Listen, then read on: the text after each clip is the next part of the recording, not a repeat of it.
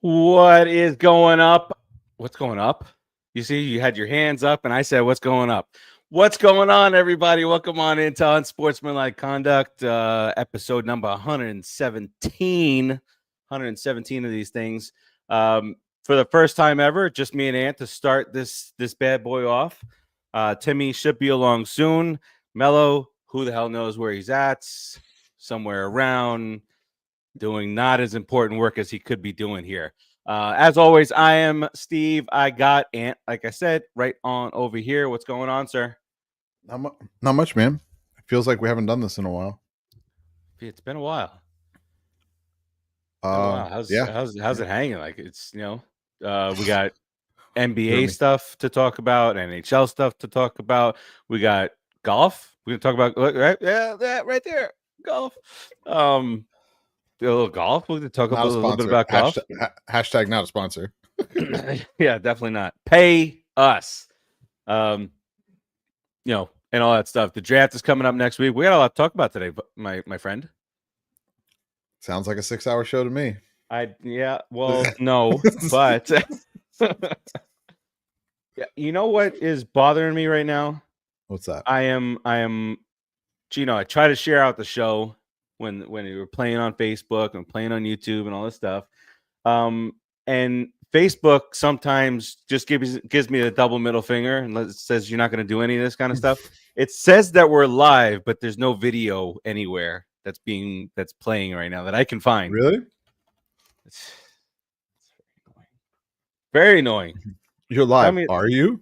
Are you though? It live, but there's no videos going on here, so there's really nothing to share. Maybe we'll lag behind here a little bit. All right, so again, Timmy will be along in just a few minutes, and we will get us kickstart. I still haven't fixed the audio, so in our theme music, just a little bit of loudness towards the end of it. Just deal with it here. All right, we'll be right back after this. Mahomes plays it. Start the party, Los Angeles!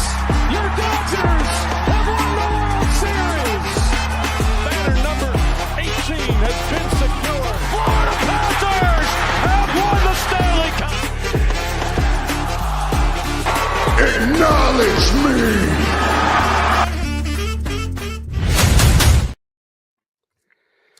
All right, there we go. Got that shit done. We're now live on Facebook, so that's okay. Oh, there it is. Here we go. Got a third the third leg of the tripod coming in. Ready, Timmy? Incoming. Bam. Oh, fix it. Fix it. Fix it. We gotta. Well, fix it this way, Timmy. Yes. I don't have control. I can't move myself. You got to move Timmy. You want to move that there too? Thank boom, you. Boom, Timmy has and to be. Boom. Timmy that's his corner. We're all set now. Perfect timing, Timmy. What's going on, sir? I am horribly sick. You and you're here. Dave has no excuse. I'm gonna do my best. I'm gonna see what I can do. But my fever's back. It's like 98, and we'll see what happens. Well, 98's okay. Yeah, No, that's normal. I mean, no, but I don't know. It's something. It's something that shouldn't be. Okay. All right. So Well, either way, feel better.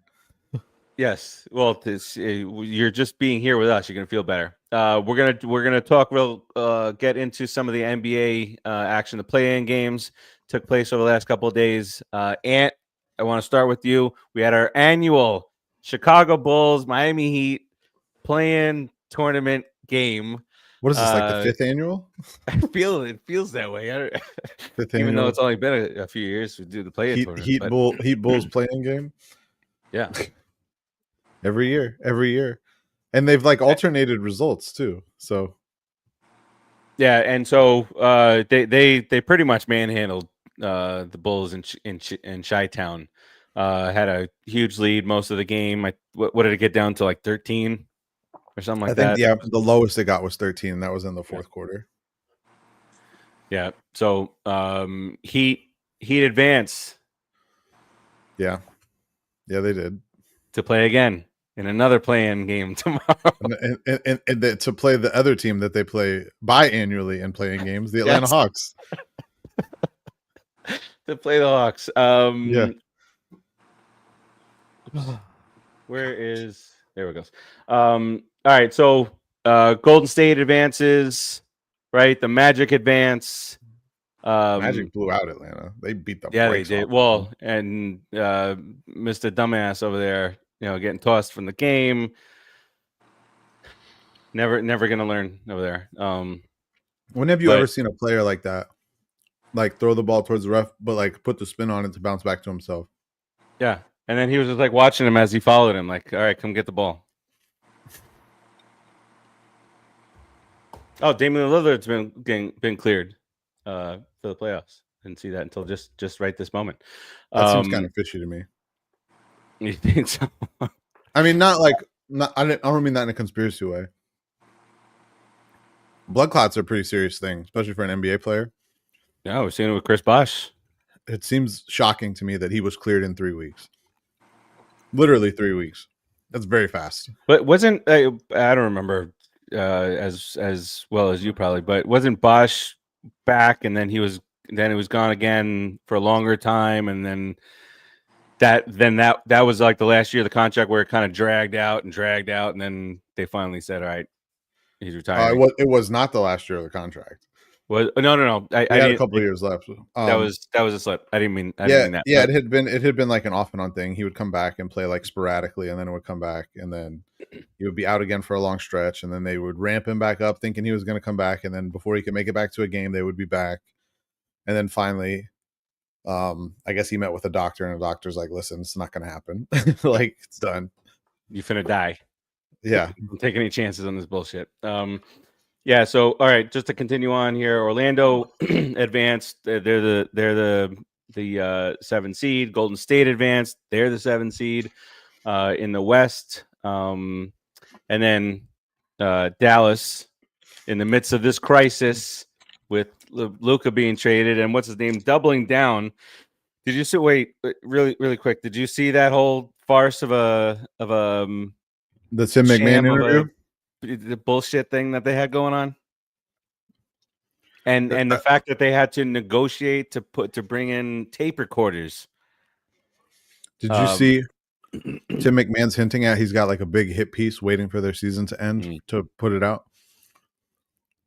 Like talking about how like Dirk has like dissociated himself with the franchise and all sorts of stuff. Yeah, I mean, you see Mark Cuban in his seat just like shaking his head when they're saying when they were having those chants in Dallas, but they win, and so they advance to to Friday's playing round.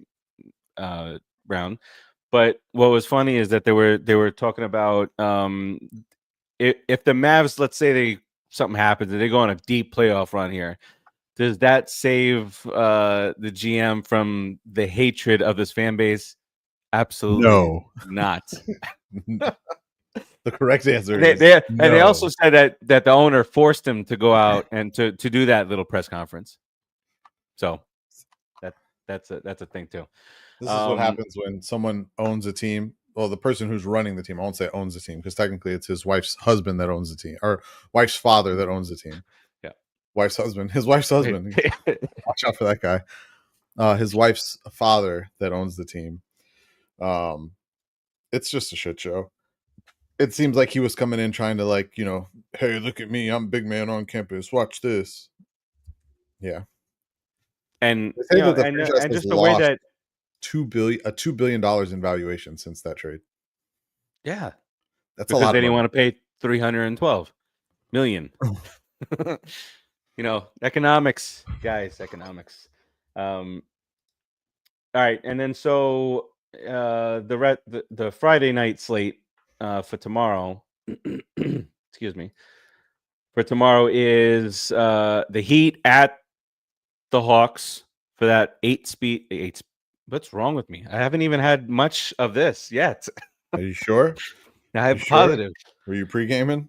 Even Pre-gaming the even show? though my mom was texting me earlier, and did you see the umpire that got hit in the head with the foul ball yesterday? Yeah, that was All scary. right, so my mom texted me to ask me if I knew, if I had an update on it, if I knew what was going on with him. I was like, yeah, he missed a call right before the Mets would have gotten out of the inning, and he missed a call. Mets were out of challenge, so couldn't challenge. And she was like, no, I'm talking about how he's doing. I said, had he made the right call, inning would have been over.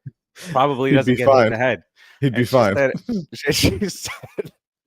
she said, how many times have you filled up your glass? And I was like, not yet. Haven't even started. My world knows me. My world knows me. So that was that. That was fun. So Heat Hawks. The other Friday night games, Memphis, Dallas, in Memphis. Dallas, Memphis. Who's more hated, John Morant or the general manager for the Mavericks? The general manager for the Mavericks, Nico Harrison. This guy's dropping grenades now out here. What is he doing? What is happening? Have you seen the like the TikTok edits where they bring up the GTA wheel every time he scores and he picks a new weapon? Yeah, those are great. Shit. I don't know, man. I don't get it. Like, I don't get it. You know, it's funny. There's a guy I work with that actually I don't want to name. Well, I don't have to say his name. There's a guy I work with who, and this story has been vetted already. I know it's true. He went to high school with Ray Allen and T Morant, or what's his Ja's dad. They went to high school. He went to high school with them. Like, really? Actually, like, used to hang around with them too. Like, was friends with them. Well, more friends with Ray than with Ja's dad. But he said when he sees the way that Ja acts, he said he's not surprised because he saw how his dad was in high school. And like I said, this is just a story I heard from a friend. I'm not claiming I agree with the story or anything like that. I like the way we said this is a serious journalistic integrity. A lot of integrity in the show. We got to get it right. I will say the source and his has verified in numerous ways that his information of going to school with these two gentlemen is accurate. Even to the point where we host a charity, or no, there is an LP, there's a, oh my God, it's a charity golf tournament or something that we service. It's every year. It's in like February. And one of the contestants this year in the contest was Ray Allen. And this gentleman works with us, and he was sitting in a golf cart, just kind of, we always have one tech that goes and just kind of watches the place and makes sure everything's working fine. So that tech was this particular person. I'm not going to name his name. And we had another guy with him, which is a newer employee to us. And the newer employee came back to me and was like, did you know that Derek knows Ray Allen? I said his name. Fuck. We'll edit that out. He's like, did you know that he knows Ray Allen? I'm like, what do you mean?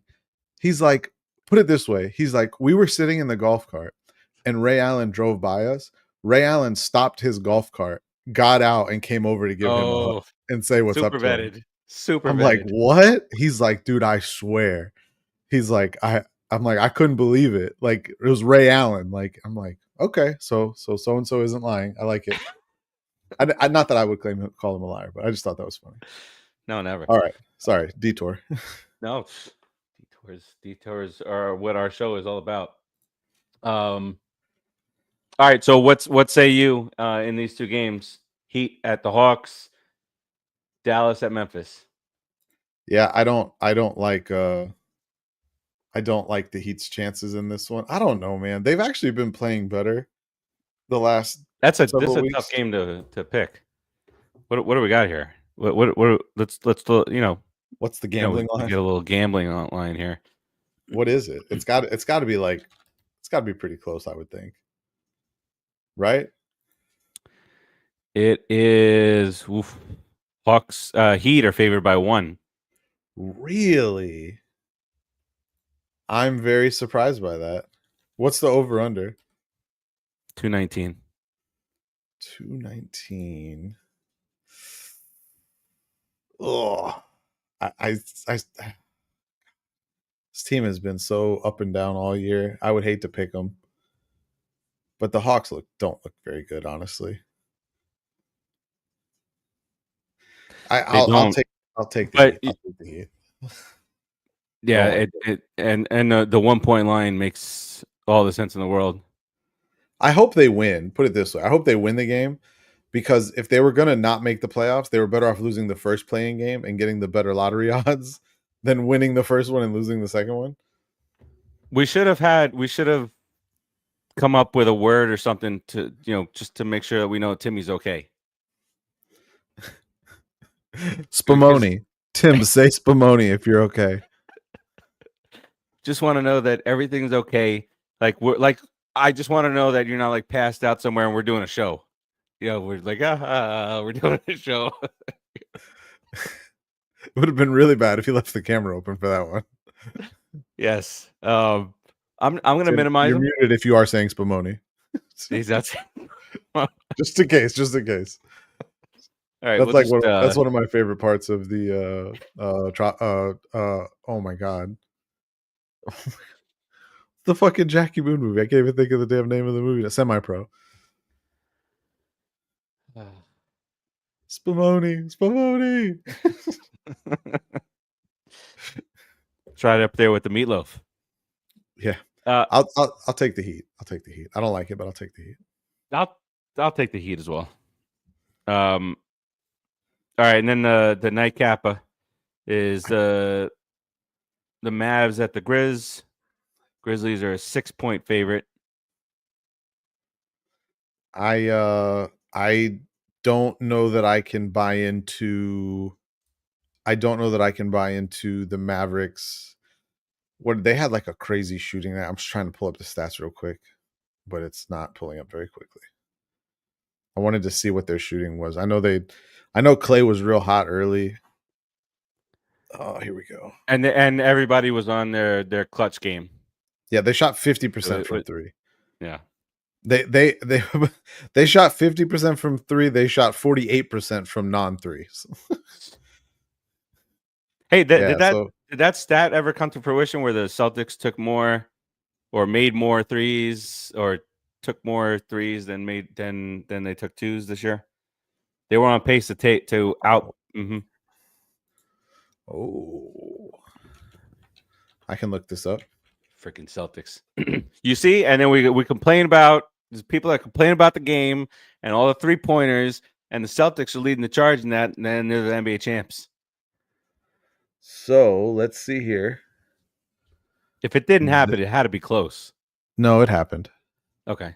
3,955 3-point attempts, 7,382 field goal attempts. So half would have only been was that 3691 would have been half. So they eclipsed it by over almost 300 attempts. You're citing sources, you're doing math, you're on your shit tonight, buddy. Oh no, I'm an idiot. I sat here and did the math. The fucking answer is 2 columns over. Should have just looked over a column. Yeah. No. They took 500, a little over 500 more 3-point attempts than they did 2-point attempts. That's insane. All right. So in the NBA, we're not all set. We still have 2 matchups to determine. I don't know if, well, we can do this. You want to do first round series picks? Yeah, for the NBA. Let's do it. All right. We'll start in the West. If you think your playing team is going to beat one of these teams, you have to specifically tell us why. Oh, and hold on. Let me, because I did want to do. Oh, they don't have it by series on here. Wait, I can't bet by series on the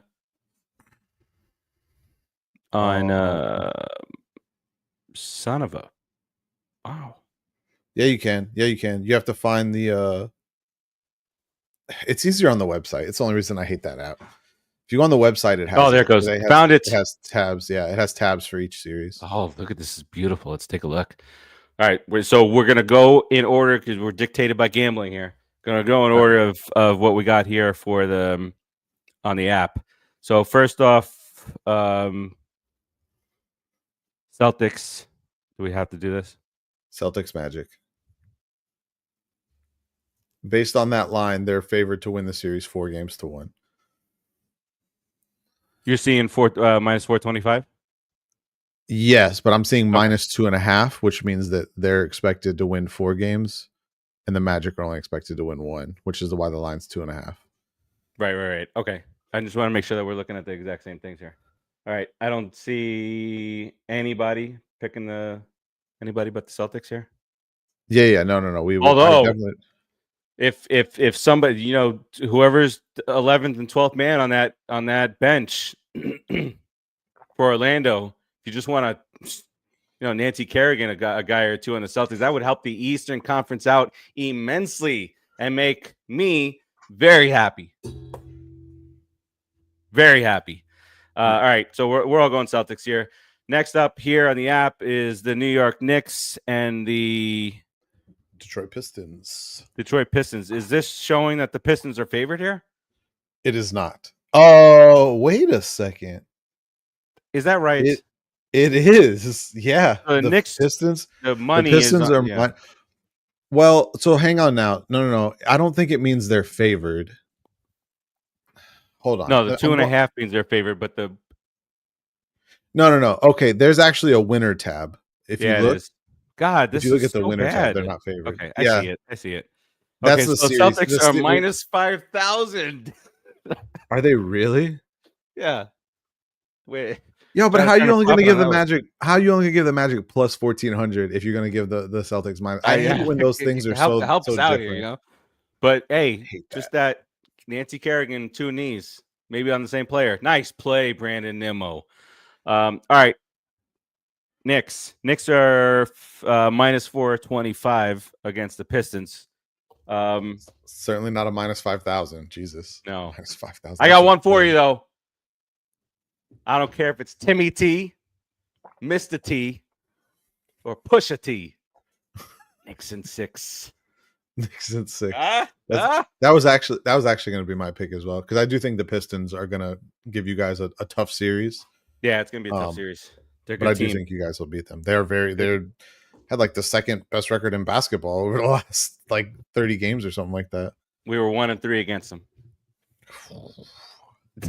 Don't mean nothing, but don't do that. Yeah.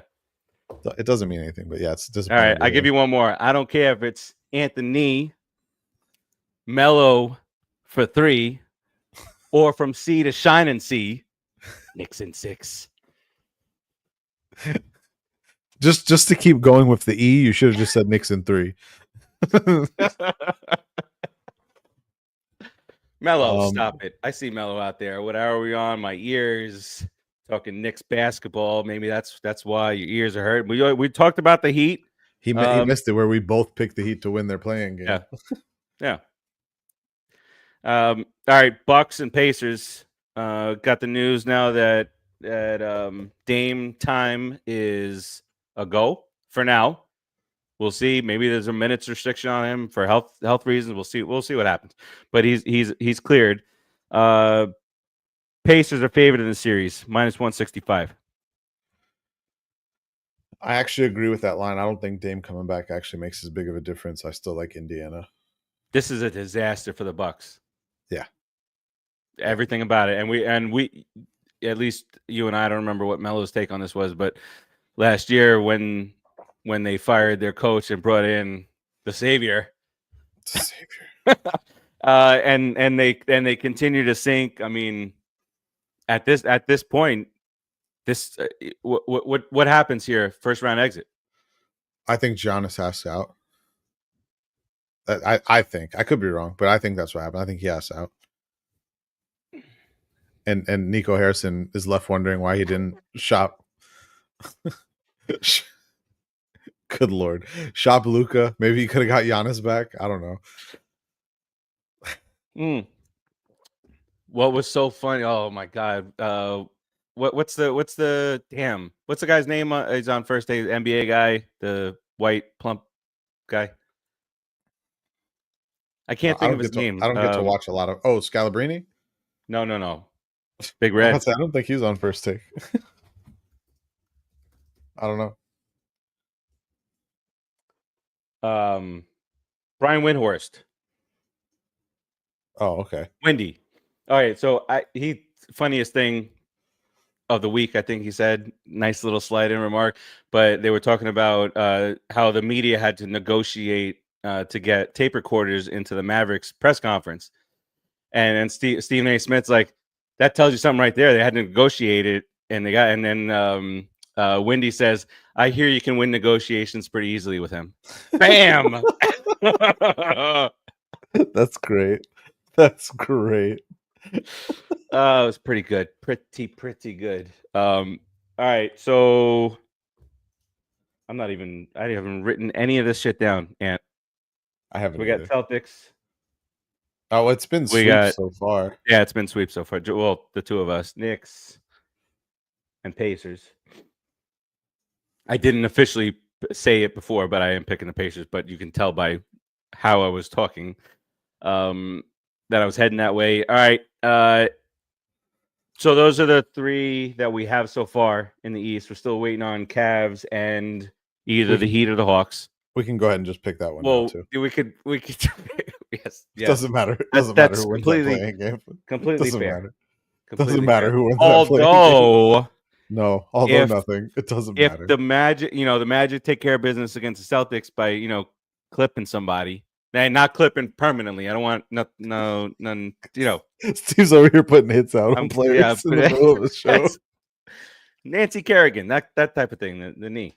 And then if the Heat, could sacrifice and do the same thing to the Cavs, give the Knicks a nice easy path. Help me go. What do we got here, Pete? Big Pete? Nope. All right. Pete Alonso almost said I'm right. Lakers are favored in the series against the T-Wolves, although this is going to be a very entertaining series. This will be the best first round series. Well, I don't know. There's two. I actually like all the West series aside from all the West series is good. Yeah, the Thunder are going to absolutely dismantle whoever they play. And then the best series in the East, which I wish it wasn't the case, probably going to be Knicks and Pistons. I don't need that. I think it could be Bucks Pacers, because even though even though we swept with the Pacers, it wouldn't totally shock me if the Bucks beat them. I do think that they won't, but it wouldn't shock me. I would be semi-surprised if you guys I like the Pistons. They're really fun to watch. They're a Pistons team. I don't know how else to word that. They remind me of so many past Pistons teams with the way that they what is it? Play 80s defense everywhere. For those wondering, that doesn't mean they play defense. It means they just foul the shit out of everybody. But no, I do like the Pistons. But yeah, I mean, I would be moderately surprised if you guys. The Pacers do play no D Melo. You are correct, but neither do the Bucks, so it's all good. And you don't know what you're gonna get out of Dame. You don't know what you're gonna get out of Dame. That their next leading scorer is what's his name from used to be in LA, used to be in Washington. I can't remember his name now. Shows how relevant he's been. I don't remember. It's whoever they traded Chris Middleton for. Golly. My brain is fried on basketball right now. From Washington. Yeah, I can't remember his name. Saved my life. What are you drinking there? Who knows? Anyways, back to the Lakers Timberwolves. Yeah, the West series I think are going to be way better. I think these series are also harder to pick. Trevor Ariza, right? Trevor Ariza. Exactly, you got it. Trevor Ariza. Trevor Ariza. Good call. There we go. Kuzma. Melo, Al Kuzma. Melo with the save. Thank you, Melo. 10 minutes later. It's all good though. No, he's on tape delay. I want to pick the Lakers, but man, this is like the worst matchup for them. They have no bigs. I still don't understand why they revoked the Charlotte Hornets trade they had at the deadline to pick up I'm not sure. Mark Williams. I don't know why they pulled the plug on that. Like, even if the medicals weren't great, you just got Luka. The first round picks are not going to be worth anything. Just go get Mark Williams. At least you have a center. who can play with and not even just a center, but someone who can rim run with the two guys you have, which makes perfect sense. Right. I didn't understand that. The Wolves are going to be able to throw a lot of bigs on the floor, a lot of different wing defenders, mixed. It's going to be interesting. It's going to be a good series, but I just still lean Lakers. I think Luka and LeBron as a combo is really, really hard to beat, especially in playoff basketball when they're both going to be well rested for every game. So, you let me know if either of these two things is trolling on the part of Stephen A. Smith. Him talking in the series that Anthony Edwards is at times Jordan-esque, or the fact that they did a top who are the top 3 Robins to their Batmen. And he had LeBron number 1 to Luka. Yep, of course he did. Couple LeBron is jobs, also right? 40 years old right now. So. And you know what? You know what Molly said? What? I've been watching a little bit more. Molly says, I think somebody's gonna be hopping back on the Pat McAfee show. That's great. Yeah. And this whole thing about the presidential run, could we stop this, please? No, please? I don't want to see him run for president. No troll on either. Stop it, Dave. Melo, you're trolling right now. That might seal the deal for me. I'm moving to Europe. I'm out. I'm out. Fuck this. I'm done. I don't want to be part of this reality TV show anymore. What's the guy, Bomani Jones? He had something to say about Stephen A. Smith. How he's a great media personality. But think of it like this: would he be in your top 10 to be the next head coach of the New York Knicks? No. So why? 10? What? No, nothing. Top 50. I would never even think of him. Yeah, to be an NBA coach. There's no shot. But I think what he was trying to go with it was like, he's a sports guy. He's a Knicks fan, and you wouldn't choose him to be the Knicks head coach with a top 10 pick. Why would that other thing happen? And then he's doing chief of staff jokes, and it's all in. It's all in here. So who you got, Lakers or Wolves? I got the Lakers. Okay. Not in 5. That's a really tough series. But what else? Nuggets and Clippers. This is you go first on this one. This is the pick'em series. Yes. Well, not quite a pick'em. It's minus 110 each. I don't know why they couldn't just give us fucking even odds on it. Yeah, that's hard. That's Hard Rock showing that they're not Vegas mandated right there. Hey, it's the Vegas we have. That's all we got. Yeah. I think the Clippers got a shot in this one. I think they got more than a shot. I think I like the Clippers. Damn, Kawhi looks good, man. Looks like Kawhi from like 5 years ago. He looks really good. You know what? What do you think about the whole firing of what's his name? Malone. Nuggets, Mike Malone. I mean, I think it's funny that we're 3 years removed. Was it 2 years removed from an NBA title for them? 2 years removed from an NBA title for them. A year removed from people talking about him being one of the best coaches in basketball, and he's out of a job a week before the playoffs start. I understand the frustration with the way the team played down the stretch. At the same time, when Jamal Murray is hurt and when the rest of that roster is not that good, like you have a lot of players there that I'm pulling up the stats, but you have a lot of players there. So think about it like this. Their third leading scorer for the season. Do you know who that was? For the Nuggets? Yeah. No. Michael Porter. It was Michael Porter. Okay. But do you know who their fourth leading scorer was? Because this is where it gets interesting. Tell me. The fourth leading scorer is Christian Braun. He's pretty much their fourth leading scorer because Aaron Gordon only played in 50 games. Mm-hmm. The guy behind both of them who actually played, I believe, the third most minutes for them this year Oh no, he's further down. His fifth most is Russell Westbrook. Hey, Ant, we're gonna take a selfie. Smile. Boom. Just took a selfie of myself with you.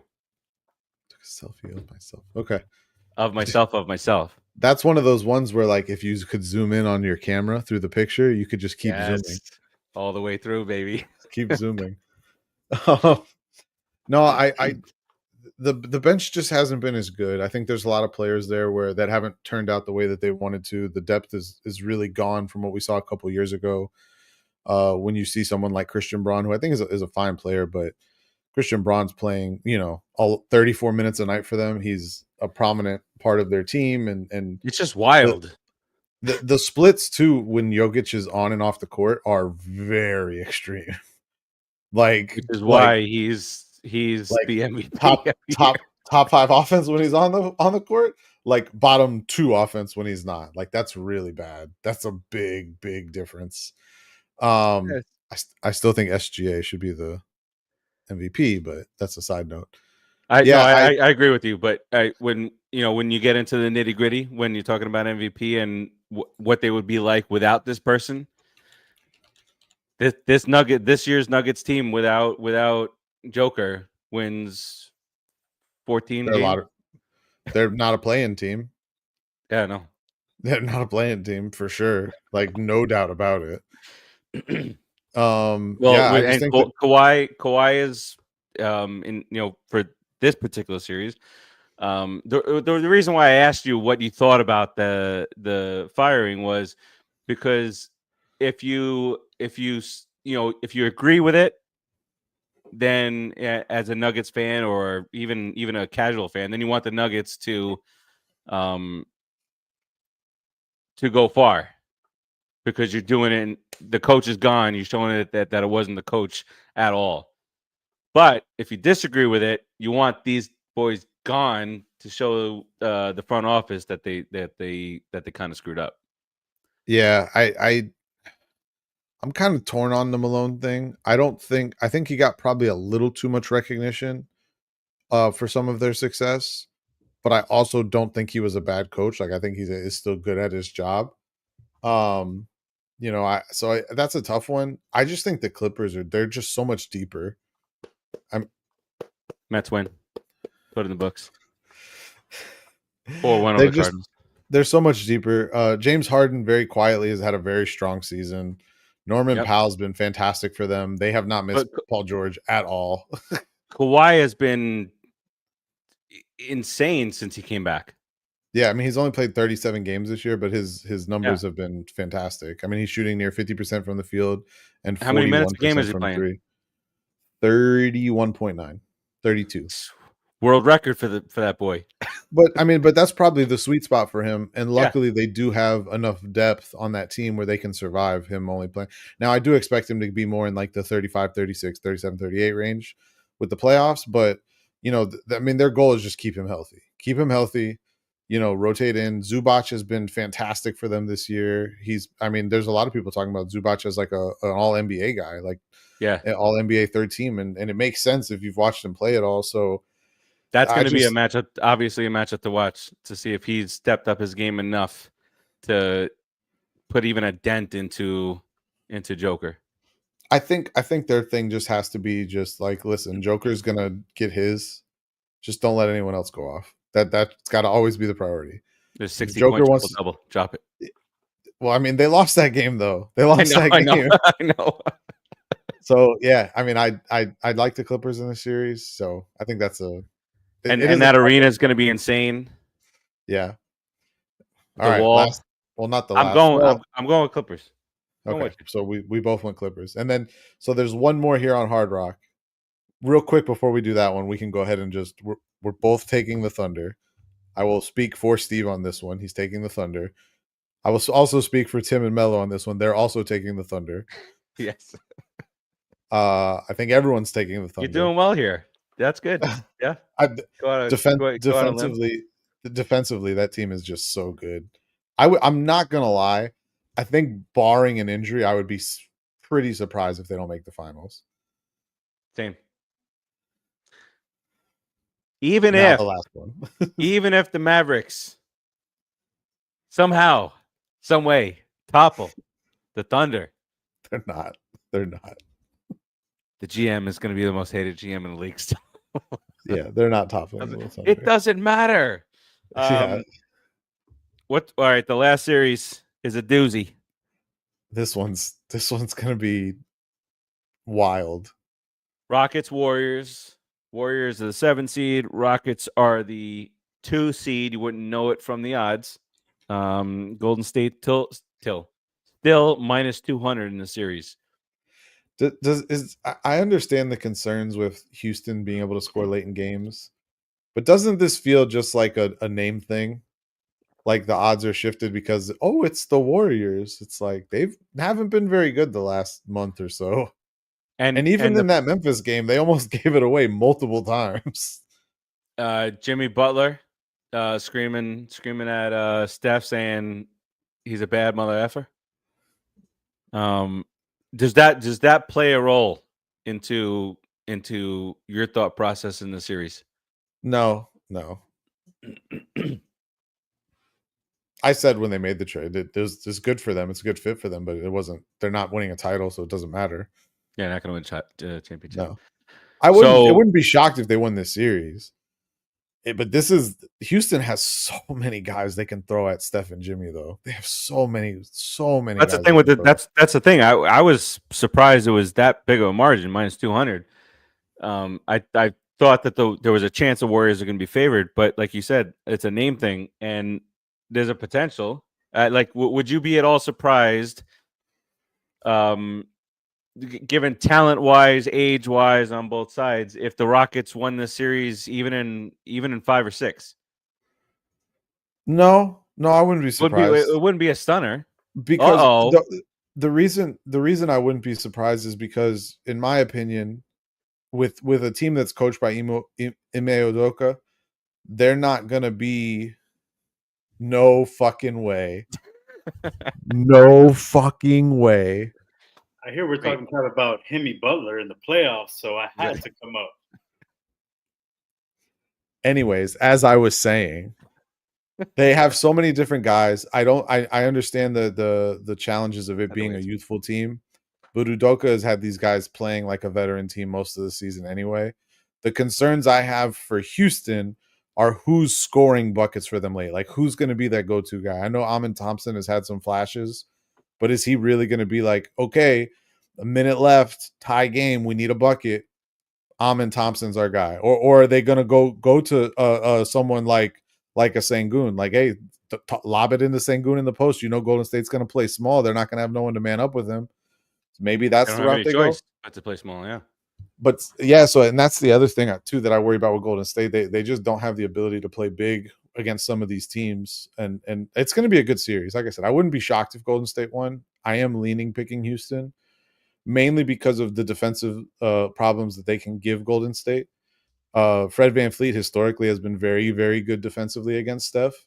Amen Thompson this year, as he's played against Steph, has also looked very, very good against Steph. Steph had one of his worst games of his career against Amen Thompson just a couple weeks ago. So I do think they have the defense to do it. We'll see. Side note here, Timmy, send in help. They're going to keep me here for 7 hours. You realize if Timmy comes, we're here for 8 hours. 7 hours of commercial-free pop culture pros starts. We're going back to the one night WrestleMania time frames now. Dave Melo. All right, so you come in at an opportune time here. Talk about your boy, Himmy. Is that where we're going with this? Jimmy Butler. I mean, he proved that he hasn't gone anywhere. He's still the same. I got to turn the fan on. I'm sweltering hot in here right now. Go for it. That's what I'm saying. We saw what he did in that play-in game. Put the team on his back like he's known to. And this still time was their second leading scorer. He actually has some help, unlike in the Heat where the man had to put on the Miami Heat backpack with old man Riley and Andy over there with a hamburger in his mouth the entire way. So, I'm happy for him, and yeah, they're gonna take care of the Rockets easy. I ain't worried. Ooh, easy. Melo says easy peasy lemon squeezy. I'll just be generous and say Warriors in 5. I'll be generous. I could say sweep, but I'll be nice and say they get 1. Melo, just out of curiosity, any concerns with the fact that Jimmy's shooting the worst he shot since he left Philadelphia? No. No worries about that. Playoffs. That's why I'm just asking a question. I'm not worried because it's the playoffs, so that's why I'm good. Well, I mean, in other years in Miami, like when he would, have good playoff games, he was also shooting like 50% or higher in the regular season, and he's not now. Like I said, this is the worst shooting percentage he's had since he left Philly. So I'm just curious. Just asking questions, man. It's fine. That's it. Playoff and I don't know about carrying them to a victory the other night. He was their second leading scorer in that game. Steph did some Steph things that that one play where what would he run 140 feet around the half court to hit the shot? They were double teaming him on the inbound. They didn't cover one of those NFL plays where a quarterback is under pressure and he runs like 900. The Lamar Jackson, he runs 900 yards and gains 6. That was Steph just running everywhere and then hits a 3. Yeah, and then passes out on the floor, dying. But I mean, it's Melo. The end of that game was all Steph. Everything about it was Steph hitting that shot, being double teamed twice on inbounds actually, and he was still able to get the ball in. And then these clowns can't get the ball in on an inbounds pass. Really? I thought it was a quick 5 count, but at the same time, if you looked at the inbounder, he had no idea what he was doing, so it didn't matter. No, it's zero clue. He's like looking at it, looking over here, looking over there. No idea. I thought it also seemed to go kind of quick, but yeah, like what he said, he didn't have any. He wasn't planning on passing it anywhere right there. Exactly. Like if he looked like he knew what he was doing, I would complain about the quick count. He had no idea. Even the ref was like, "You don't know what you're doing with that. We're just going to blow this dead. It's over. Forget this. We're not wasting anymore." Time. Yeah, I had no problem with that call after I saw that man's face. Stay with the ball. All right, Melo. Let's. You want to run down your quick picks for each of these series? I'll shout them out. Sure, give them to me and I'll. Give it to me. Give it to him again. All right. Nuggets, Clippers. That's what we said. Clip sweep. Lakers, Tims. That's a tough one. I'm gonna go Lakers. Holy cow. Lakers. Rockets, Warriors. We already said that. I'm going to put you down for a Thunder, no matter who they're facing. You put me down for a Thunder. Even though I think the Grizzlies could at least make it to 6. No, they can't. Yeah, Ja will throw a grenade into that. That's about the only way. All I'm saying, I just need somebody from the Heat or the Hawks to take out a member or two from the Celtics. Right? We're not playing the Celtics. On the other side with we play the Cavs. I'm sorry, the Cavs. Sorry, my bad. It was the Magic that we were talking about taking out. So yeah, it was the Magic and either the Heat. If the 2 Florida teams could hook me up and just take out a couple of the top players of these other teams, that'd be great. All right, and then in the East, I'll put you down for a Cavs. Yeah, Cavs beating the Hawks. Pacers, Bucks. Dame is back, by the way. Somehow cured blood clots in 3 weeks. I don't know how, but he's back. Lane time. That's what's back. It's interesting coming from a person who wanted to trade every player the Heat have on the roster for him not that long ago. I didn't want him or Beal. I remember telling you guys. That's right. I'm sorry. I'm confusing you with other people. Yeah, I have a lot of Heat fans in my life, and some of them were very delusional about that trade. Yeah, no. I remember that shit. And I remember them also wanting Bradley Beal. Look how great that's worked out for the Suns. I said the only way I would trade for him is if it was for I think it was at the time it was like Oladipo and like some other nonsense contract they had and 1 second-round pick. I was like, I'll be willing to do that. Other than that, no, thank you. I'm like, I'll pass. Forget it. Crazy. I would take.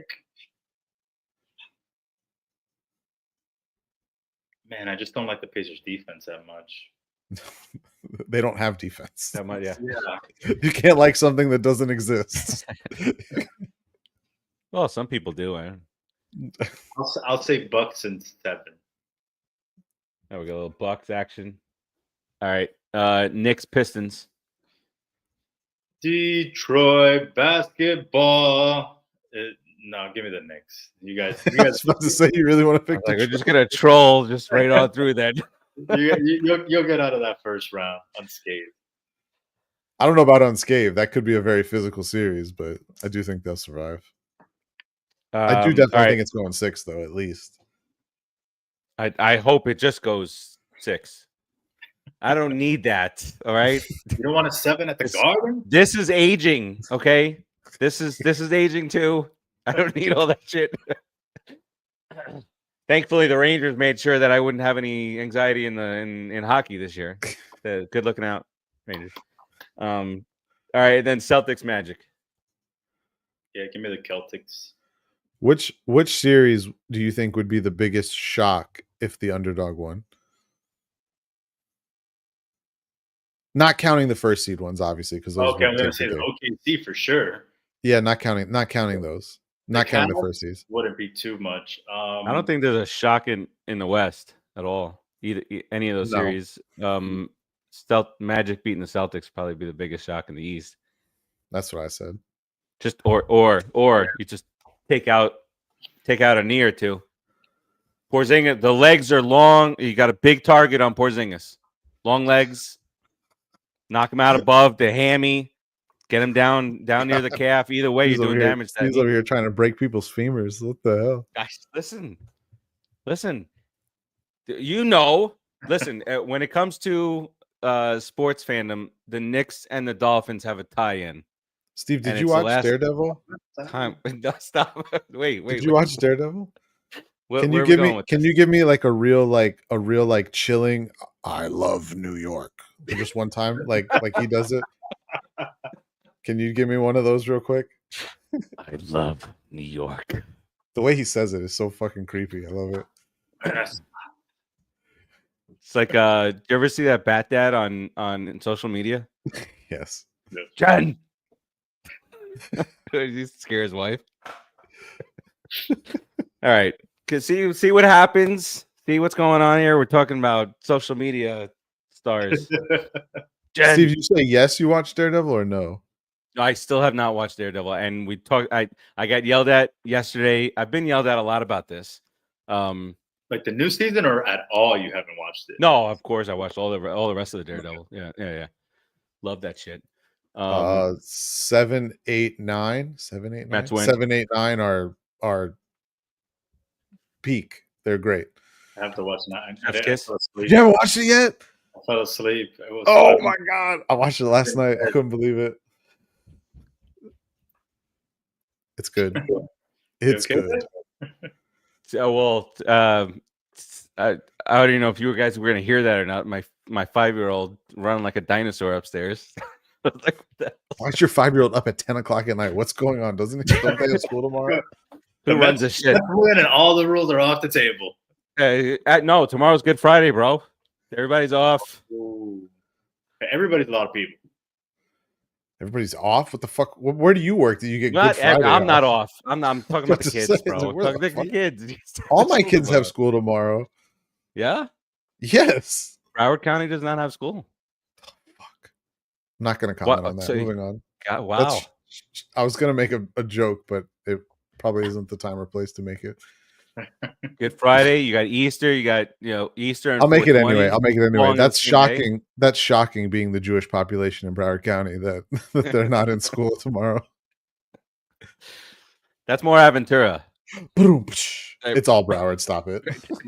Thank you. Broward is what? No, I don't. There's certain pockets in Broward. No, Broward. The entire Tri-County area. Not even exaggerating. I haven't lived there in like a decade, and every time I go down there, I still been like, oh, okay. Where are you going? I don't anywhere. I go anywhere. I don't think there's. I I don't go think to I my have aunts and one uncles' Jewish houses person in in my Miami. neighborhood. Steve, I guarantee. Well, maybe you, now it's if you don't all have them in your entire neighborhood, it Hispanic means they community own is the almost gone neighborhood. down here. They own the neighborhood. What did you say? I said, if you don't have any in the neighborhood, it means they own the neighborhood. That's fine. All right, off the fucking rails. All right, let's Hockey. 56 minutes. We've covered the NBA. Let's get into hockey. That's right. Ant, kick us off with hockey.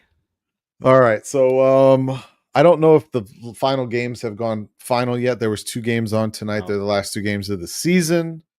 Neither one of them Rangers- mattered though. Rangers played tonight. Yeah, and They the other did? game just started. Rangers played the Lightning.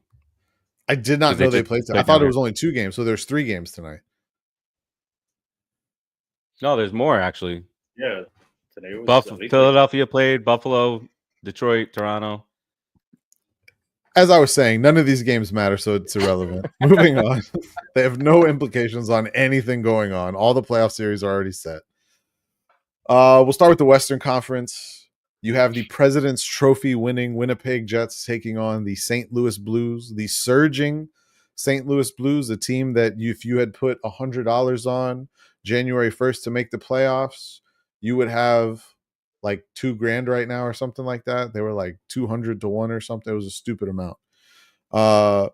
You have the Dallas Stars limping into the playoffs on an 8-game losing streak, and their star player Jason Robertson got hurt in a game last night that they lost against. It's not how you want to get in the Predators. playoffs.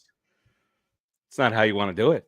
I'm not going to lie. Before that injury, that was probably going to be my favorite series of the first round, just because of the whole Mikko Rantanen storyline. Mikko Rantanen obviously started the season in Colorado, pending free agent.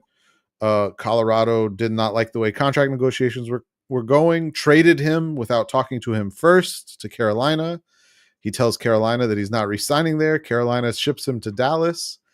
And just like that, a player that the Colorado Avalanche traded away earlier in the season now plays for a division rival for the next 8 years after this one. It was not the desired effect. No, not what they were aiming for, but I think Colorado made out okay in that deal, so it's okay. You have the Vegas Golden Knights playing the Minnesota Wild, who are very sneaky only because they were missing Kirill Kaprizov and Joel Eriksson-Ek for the last basically 2 months. Both players returned to the lineup last week, look healthy. Both have looked pretty good when they played. So this is not the same Wild team that we have seen as of late. And then the last Western Conference series is the Los Angeles Kings hosting the Edmonton Oilers, the last year's Western Conference champion Edmonton Oilers, who do not look like a team that could win a Western Conference this year as of the way they've played lately, but they have Connor McDavid, so it's hard to bet against them. Yeah, I felt like it was the same thing going around last year. No, they had a lot more steam going into the playoffs, and they were healthier.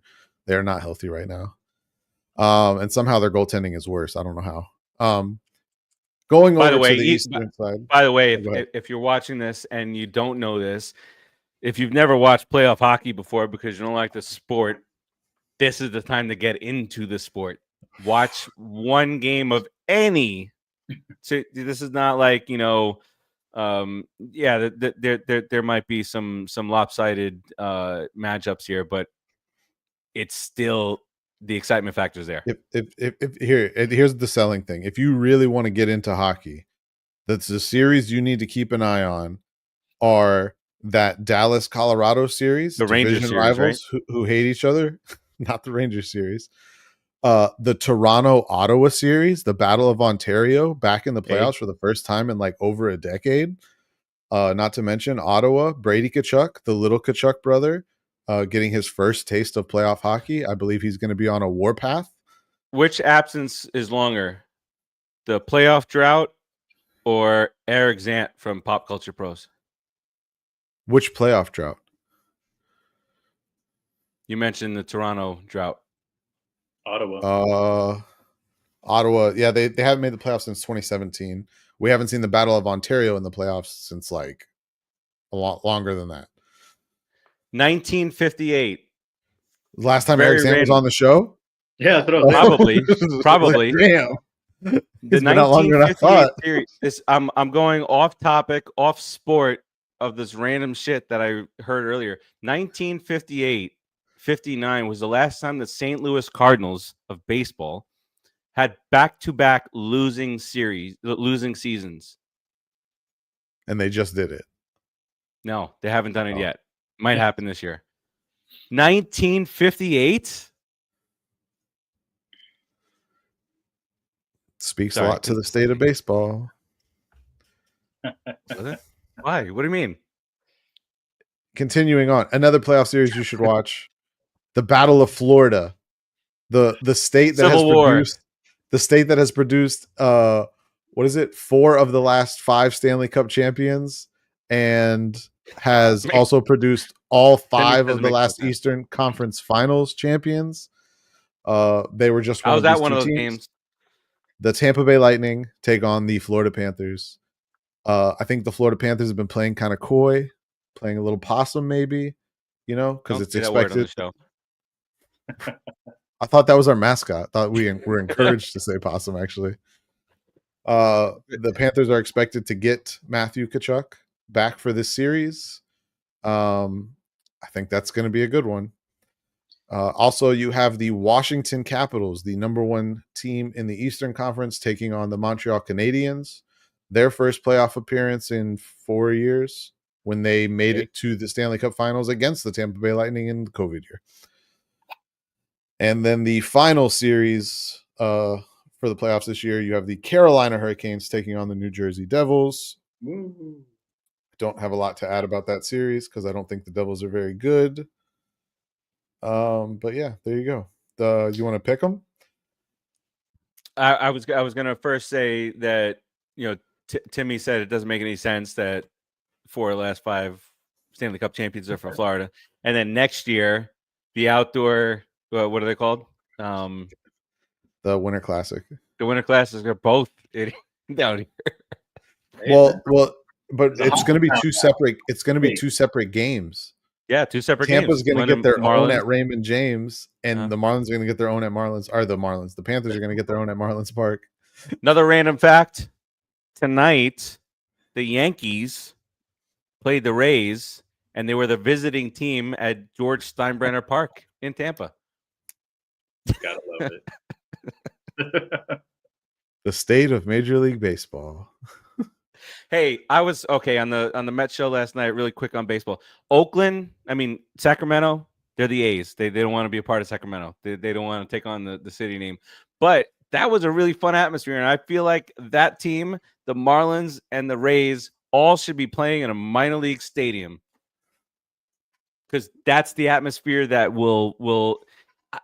It looks, and it's a little baseball rant, but if I'm looking at Oakland last year and I'm seeing 14,000 people in a 65,000 seat stadium, and now I watched. They never had. I know I exaggerated on 14,000. Exaggerating. Might have had that total for the year. But they got 12,000 at Sacramento, and it was a packed play. The atmosphere was just a whole lot better. So put these guys in these stadiums and make it look better because it just looks bad. Looks bad. It's not going to happen. Back to hockey. I don't think it's a bad idea, but it's not going to happen. I don't think it's a bad idea either.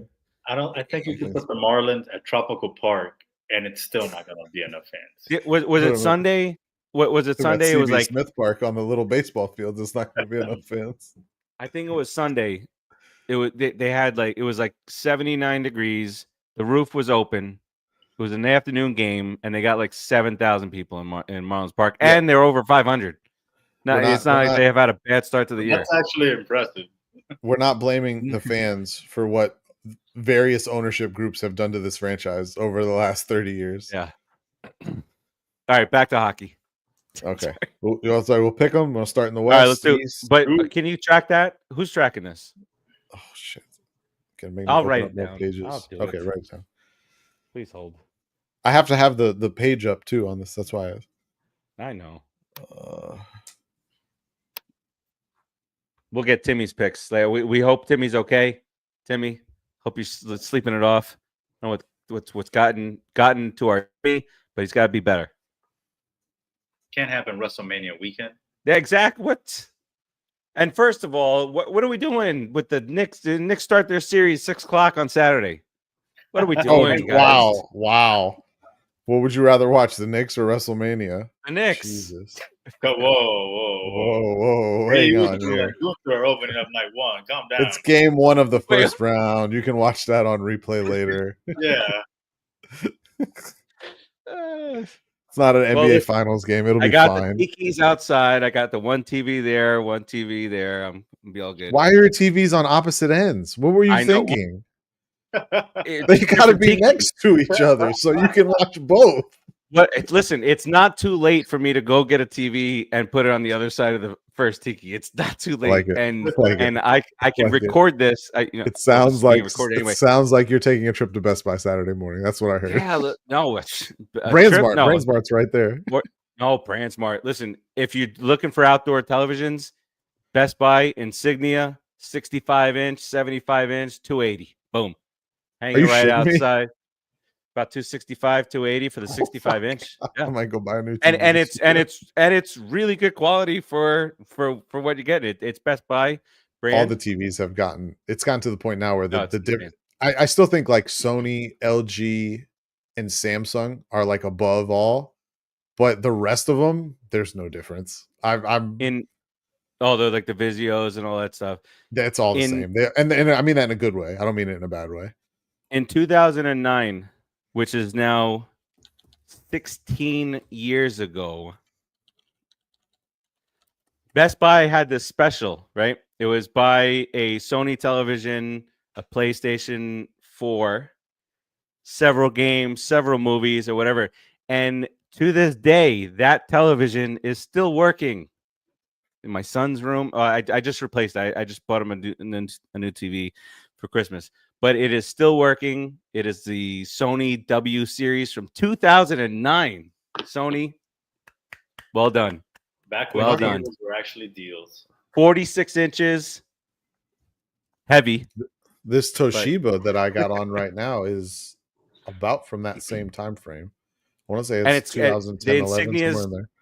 The Insignias come with the Amazon Fire TV. You got everything fully loaded. Everything's great. Wonderful. What brand did you say this TV was? Insignia. What size? 65. It's $299. Oh, it's what I say, 280. Okay, yeah. But see, this is where like I'm not good at shopping anymore. I pay a lot less because I got it. For $50 more, I can get the LG or the Samsung. I'll just pay the $50 more. See, but you got to be back a few years. I did the exact same thing. And the LG, utter shit, garbage ass quality. Yeah, the LGs that I've experienced with televisions have been pretty shitty. I took it back 2 days later. I was like, I'm like watching HD, and I'm like, it's fucking blurry, bro. Yeah, get this shit my two favorite TVs that I have a Samsung. It's a 55-inch in the bonus room, and I have one downstairs that's a 70. And those TV, they're the same model TV, they're just different sizes. I fucking love those TVs. They're amazing. The one in the bonus room is it's like 7 years old now, and it runs like dude. 4K movies on that bad boy in the bonus room with the lights off. Beautiful. Yeah, love it. Chef's kiss. That's Pete Alonso. Watching Daredevil last night in 4K. Perfection. Oh. Perfection. Yeah. Hey, Francisco Lindor is looking like a 1970s pimp right now. What he's wearing. Sounds like you're racially profiling. Hold on. No, I'm not at all. Let me take a quick picture and show it to you guys, and you let me know his eyes are closed, so don't judge him. What the fuck? What is he wearing? Got the chain going. You got 3 hits tonight. Let him alone. Nice night. MVP minus Ohtani. All right, hockey. Hockey, yes. Back to right here. All right, we'll start in the West. Winnipeg Jets, President's Trophy winner versus the St. Louis Blues. Before you pick, a little bit of statistics on the President's Trophy winner. President's Trophy winners win the Stanley Cup roughly 22% of the time. President's Trophy winners also get bounced in the first round 22% of the time. So take with that information what you will. I'm going with the JETS. Don't you dare say Only that time on I'll the say it. show. It's the only Don't time you I'll say dare it. say this on the show. But well, first of all, Melo, that's his We haven't new covered that yet, target. Melo. That's haven't his covered new that target. yet, That's his Melo. most hated team in the league now. The New York Football Jets. We're going to cover it in a little bit. That's coming up after hockey. That's an hour. The 2. steam is coming out of Melo's ears. Hour 2. This is the top of hour 3, actually. Melo, Jets, Blues. Who you got? I'll take the Winnipeg Jets. I concur. I also am picking the Jets. So next series in the West, the Dallas Stars versus the Colorado Avalanche. I will give you guys I'll give you a little tidbit before. The Colorado Avalanche on most betting platforms are the odds-on favorite to win the Stanley Cup this year. Really? Yes. They were the 3rd seed in the Central Division, not the 3rd seed in the Western Conference, in the Central Division. They were the 3rd seed. It annoys me that it says that these games are on True TV. It just annoys me that sporting events are on something called True TV. But March Madness has been on that for like ever at this point. But it feels weird. Like True TV is like you're thinking documentaries and crime and this and that. No. So True TV is known for Impractical Jokers. And okay, sorry, my bad. My bad. Left. Put on True TV. Sorry, Impractical Jokers. Even though I don't know about nowadays, because my bad. You know those boys are getting themselves in trouble. Yeah, there's some stuff going on there. Stars, Avs. Who you got? I feel like you want us to pick the Avs now. Yeah, I'll start. I'm picking the Avs. I feel like you pointed us in that direction. I'm just giving you information. I told you before the Stars. I still hate Colorado from back in the day. You know my deal with that, but I'm gonna go with Colorado here. I think Dallas is just gonna be a shitty ass sports team this year. Shitty ass sports. And they're very banged up. Dallas is. I'm gonna go the opposite on this one. I'm gonna go Dallas on this one, even though a couple weeks ago when they had that absolute collapse in the last minute of the third, I was like, oh, this doesn't bode well for them. That was on the not top 10. Yeah, Sports Center. 3 goals in 1 minute is wild. And then lost in overtime. Yeah. So that's the next series, Melo. Wild. We're talking about Stars Avalanche here. Yeah, give me the Stars. I'm gonna say they get past the first round. So Dave's picking the Stars with no Miro Heiskanen and possibly no Jason Roberts. Hey, let it be known the last 2 years my NHL picks have been spot on. Just make it pointing out, that they're missing 2 of their best players against Do I have the that odds-on favorite to win the Stanley Cup. I'm taking the Avs. Moving on to the next series, the Vegas Golden Knights versus the Minnesota Wild. Go Wild. No, I don't mean that as in like go wild, like the team. I meant that as in like go wild. Make your picks. Oh, okay. I found it. Hold on, No, I'm taking Vegas. I'm taking Vegas. Yeah, I'm gonna go with Vegas too. I think That's a sweep. Rebounded really well this year. Yeah. And then the last series in the West, the loss. Picked Huh? I don't think the boss picked. Yeah, it's a clean sweep. Oh, Clean okay. sweep. The last series in the West, the Los Angeles Kings versus the Stanley Cup runner-up from a year ago, Edmonton Oilers. Are we gonna doubt McDavid here? You want me to start?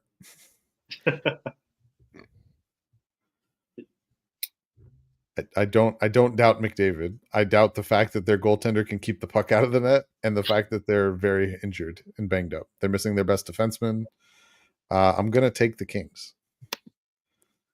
Kings have quietly been pretty good over the last 2 months.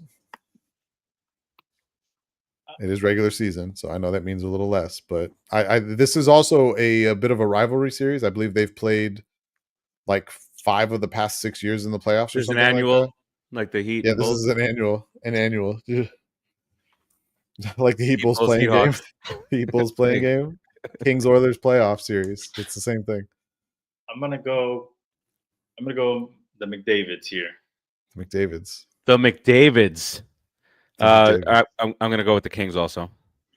All right. We move over to the eastern side of the bracket. I'm going to start at the bottom and work my way. Start at the bottom because I think that's the least interesting series and work my way up. The Carolina Hurricanes. Carolina. Fuck the Devils. Taking on the New Jersey Devils. I didn't even get a chance to get it out. Come on. I agree with Steve. I don't agree with the fuck the Devils part. I don't really care about them, but I don't think the Devils are actually that good. I feel like I always see these two teams in the damn playoffs. And I believe the Devils are in the playoffs and we're not. That's how the state of the NHL. Well, when your coach stops talking to every member of the team a month and a half before the season ends, it can't be you good. Get a trade. You get a trade. You get a trade. I'll go with Carolina on this one as well. Yeah, going Carolina. So I think that's a clean sweep. Clean sweep. We'll move on to the number 1 seed in the Eastern Conference, the Washington Capitals, taking on the Montreal Canadiens. Capitals on a bit of a skid here over the last couple weeks, have not looked particularly good. They also had such a big lead that most of those games did not matter to them, but needless to say, they haven't looked good. So Washington, Montreal. I'll start it off. Montreal's a fun story. Good young team. Nice to see them make the playoffs. It's going to be a quick exit. I'll take Washington. Thanks for staying. Washington sweep. Cap sweep. Yeah. I think that Caps team is a veteran team, and I don't think it's going to phase them one bit that they struggle down the stretch. They're going to hit the playoffs and be like, oh, we've been here before. We know how this goes. Yeah. All right. Now it gets juicy. Do you want me to save the Battle of Florida for last? Yeah, let's keep the Civil War. We'll do the Civil War last, the Florida Civil War. So then that means that we will talk about the Ontario Civil War. Toronto versus Ottawa.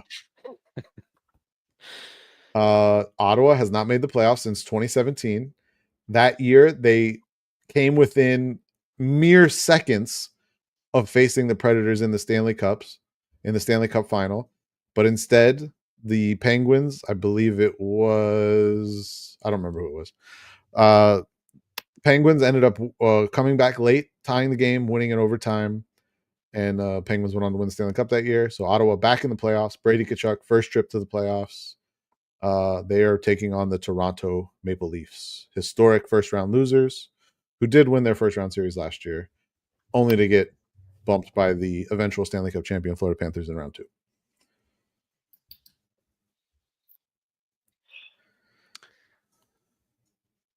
Ottawa's going to win.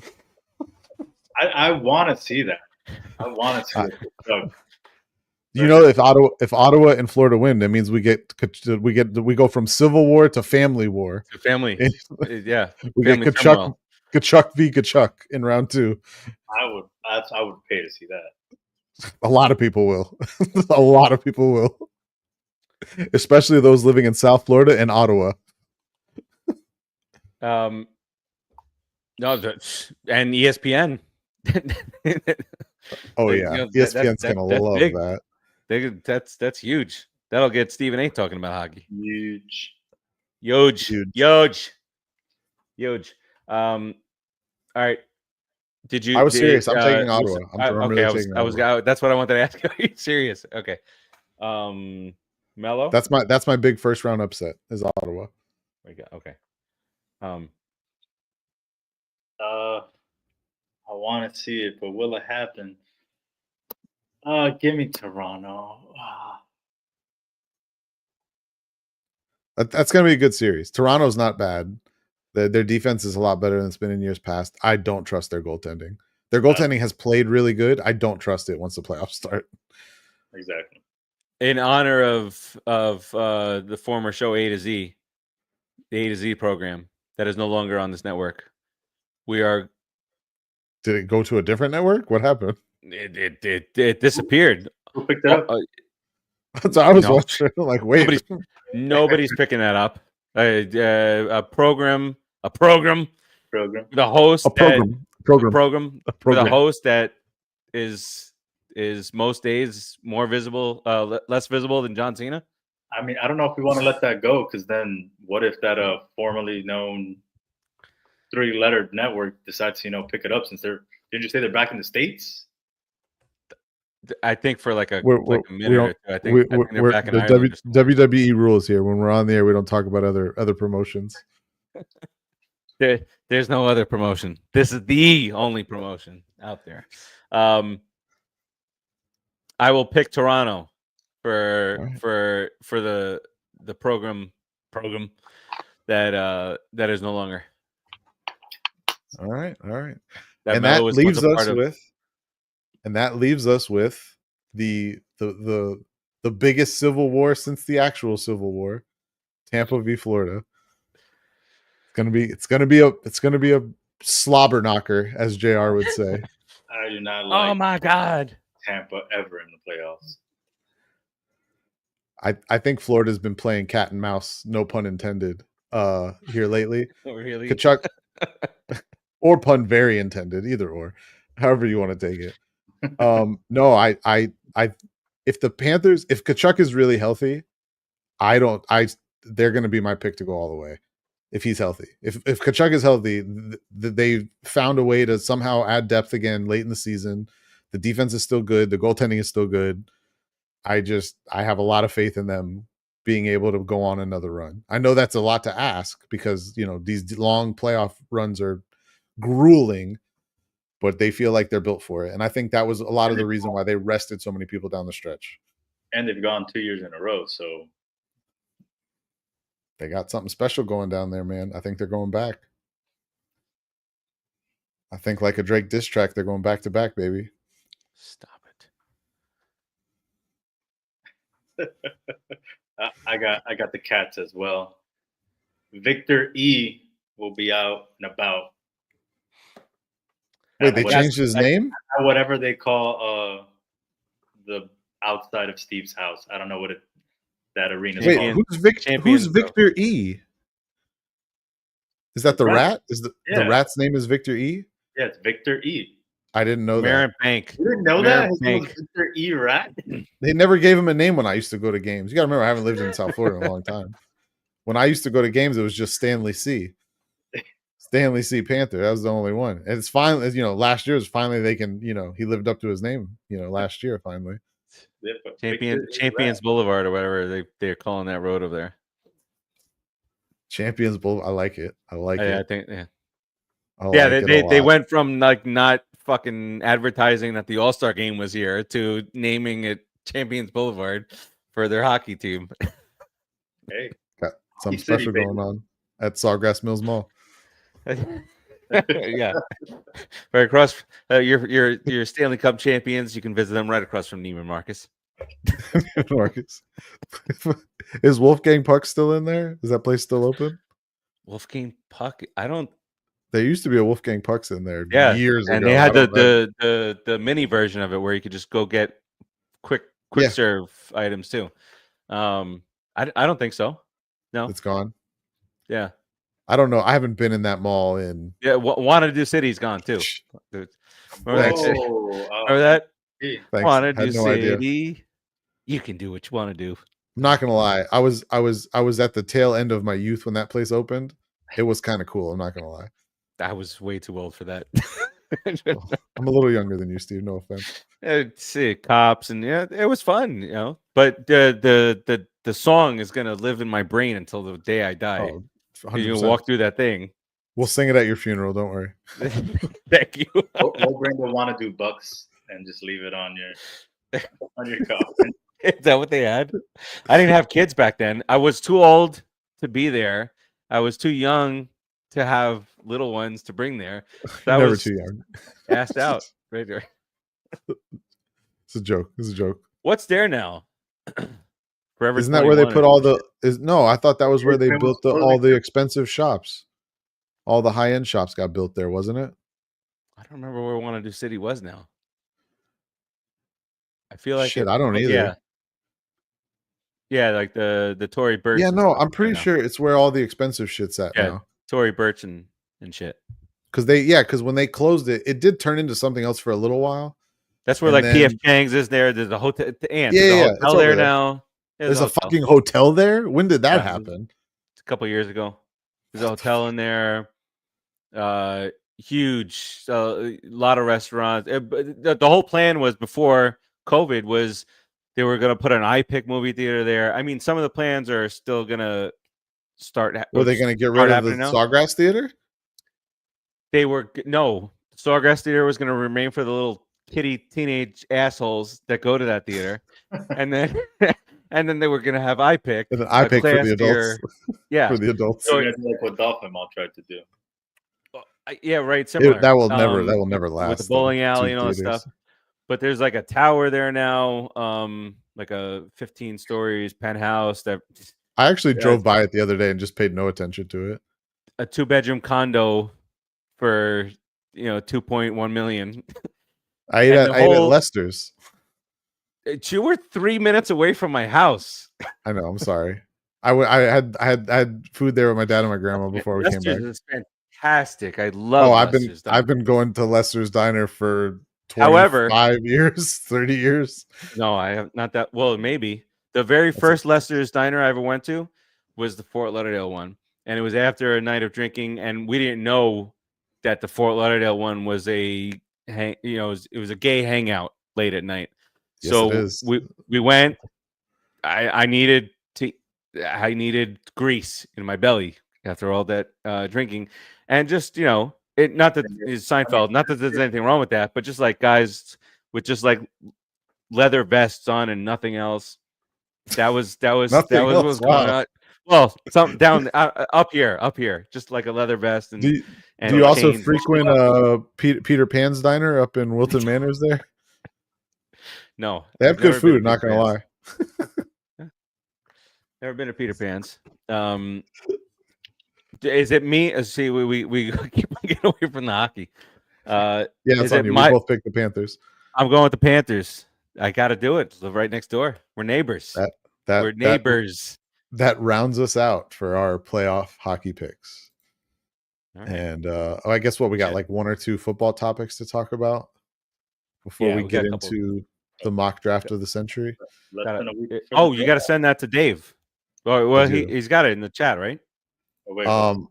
Is it still no? It closed it. I'll have to create a new one.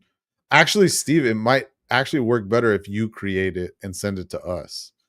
Just make it private and put a code on it, and then let us know. I'll send Dave the regular link for it. Where did I put it? Right here. This. Okay.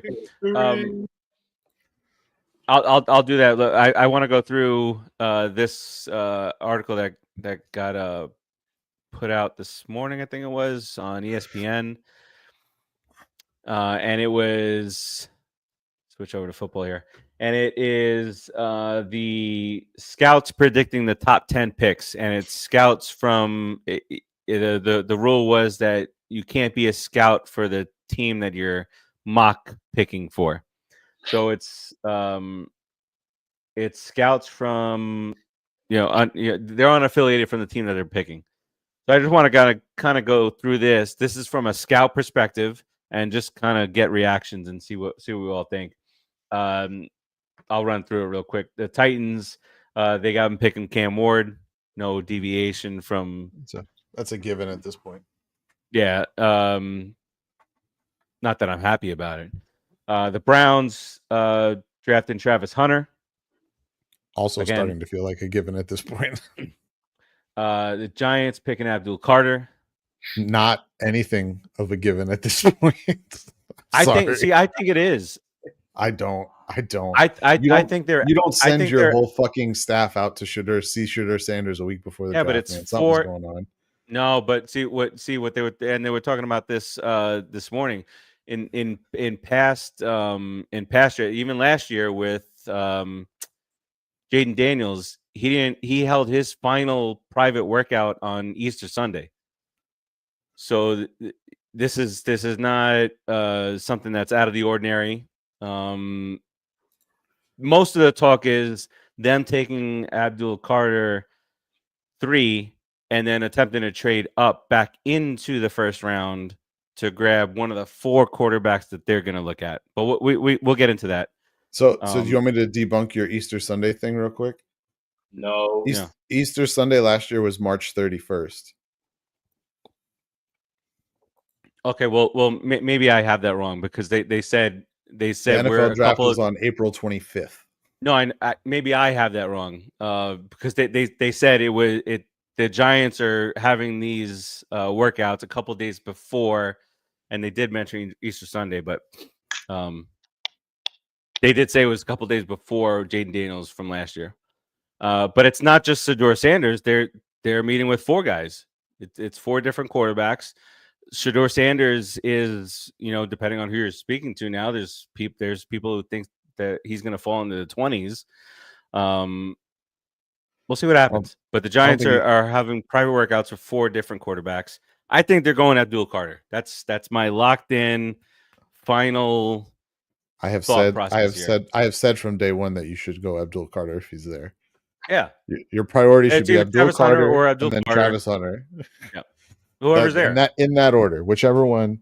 But Abdul Carter first. Travis Hunter was the second option. If Hunter's gone, great. You get Abdul Carter. Fantastic. Yeah. Move on. Agreed. And who was the other team that they were talking about? The Browns. That the Browns might grab a Travis Hunter, and then try to trade back into the first round to get a quarterback. Same idea that I have for the Giants. I could see it. It is starting to seem like those other quarterbacks are going to sneak into the back part of the first round. Probably they're bumping up, right? Yeah, all these guys they've skyrocketed up mocks lately. Yeah, Dart. Timmy's favorite is Dart. Little Jack Dart. All right, back to this. The Patriots picking Campbell. Pardon me. That's also kind of along the. There's not a big deviation there. They got Jacksonville taking Mason Graham. Yeah, if it goes like that, it feels pretty chalk. The Raiders. This is also out there with Jonty, the running back. Boise State. Gentry. No R. Genty. John. I said I did put an R in there. You know me with names. Westbrook. Westbrook you really like putting that hard R everywhere, don't you? That's from New York. New York. Definitely not what Melo meant. All right. Jets. Yeah. Yeah, what? The whole thing just refreshed on me. Hold on. Oh, I thought you did it on purpose. I was like, the Jets.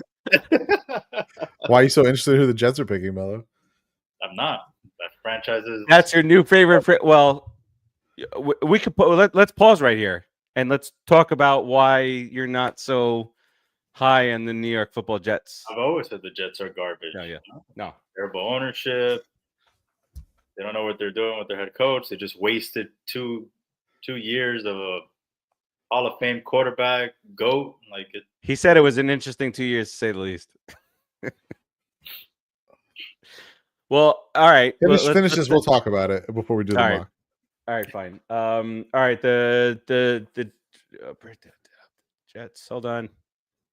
This went back into the other. Hold on. You know how ESPN sometimes puts 2 different articles in the same thing? Mm-hmm. That's what just happened. All right. Jets picking. Is it Membao? Yeah, sure. Is it Membo? Not Mambo. It's not Mambo. Membo. Tomato. All right. Out of Missouri, goes to the Jets. Carolina Panthers picking Jalen Walker out of Georgia. The Saints not picking Shedeur Sanders and going with Stewart Edge out of Texas A&M.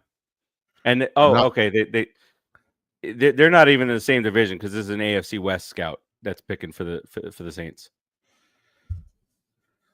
I think the Saints are the cutoff point. I think Sanders doesn't fall past them. I don't think so either. I don't see it. I think they'll take him if he's there. I think. All right, and then the Bears picking Will Johnson, corner out of Michigan.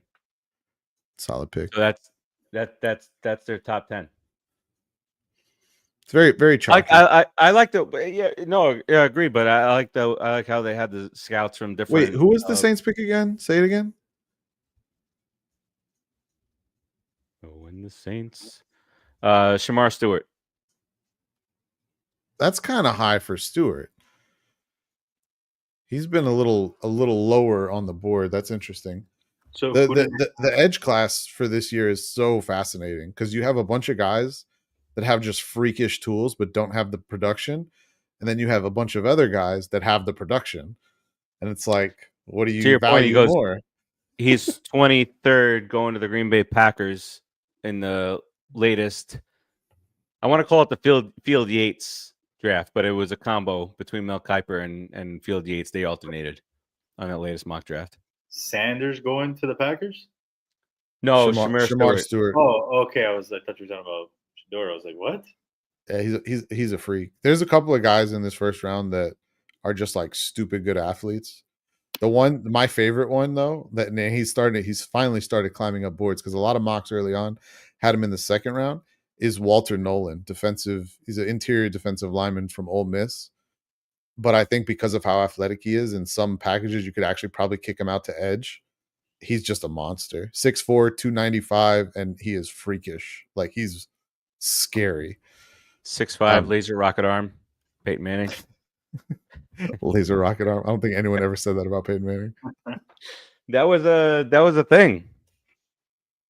It's funny because if you ever watch Peyton Manning throw a ball, the way his windup was, you would think he was throwing that ball like a million miles an hour. But then when the ball would come out of his hand, it would just float. Yeah, it was a Sprint commercial. That's why it's in my brain. Laser rocket arm, Peyton Manning. Now you got Peyton Manning, the Peyton Manning. Come on. As I've said to you guys numerous times, as long as you guys don't take Sanders, I think you're fine. I don't even care if you guys took like Will Campbell or Mason Graham, honestly. I mean, I think you should take Abdul Carter, but like, I think all those players will be pretty good. This is a really weird draft because like the first round is extremely top heavy. Like the first like 5 picks are like really good. And then after like pick like 8 or 9, it gets really weakened until you get kind of down into that 20s range. But then the 20 to like 65 range, maybe even 75, is just loaded with guys that I think are going to be good starters. I don't think they're going to be like all pros or anything, but a lot of guys I think will be quality starters in the NFL. So it's an interesting draft because that middle of the first round is just feels like a dead zone, which is why the Dolphins pick there, right in the dead zone, so we can fuck up this pick some way. Well, that and that's another reason why some of these other quarterbacks are getting some more attention for the first round because it's just like, what's going on here? Yeah, what else are you gonna do? Right. What do you guys think? What's your take on Shedeur Sanders' number being retired in Colorado? Well deserved.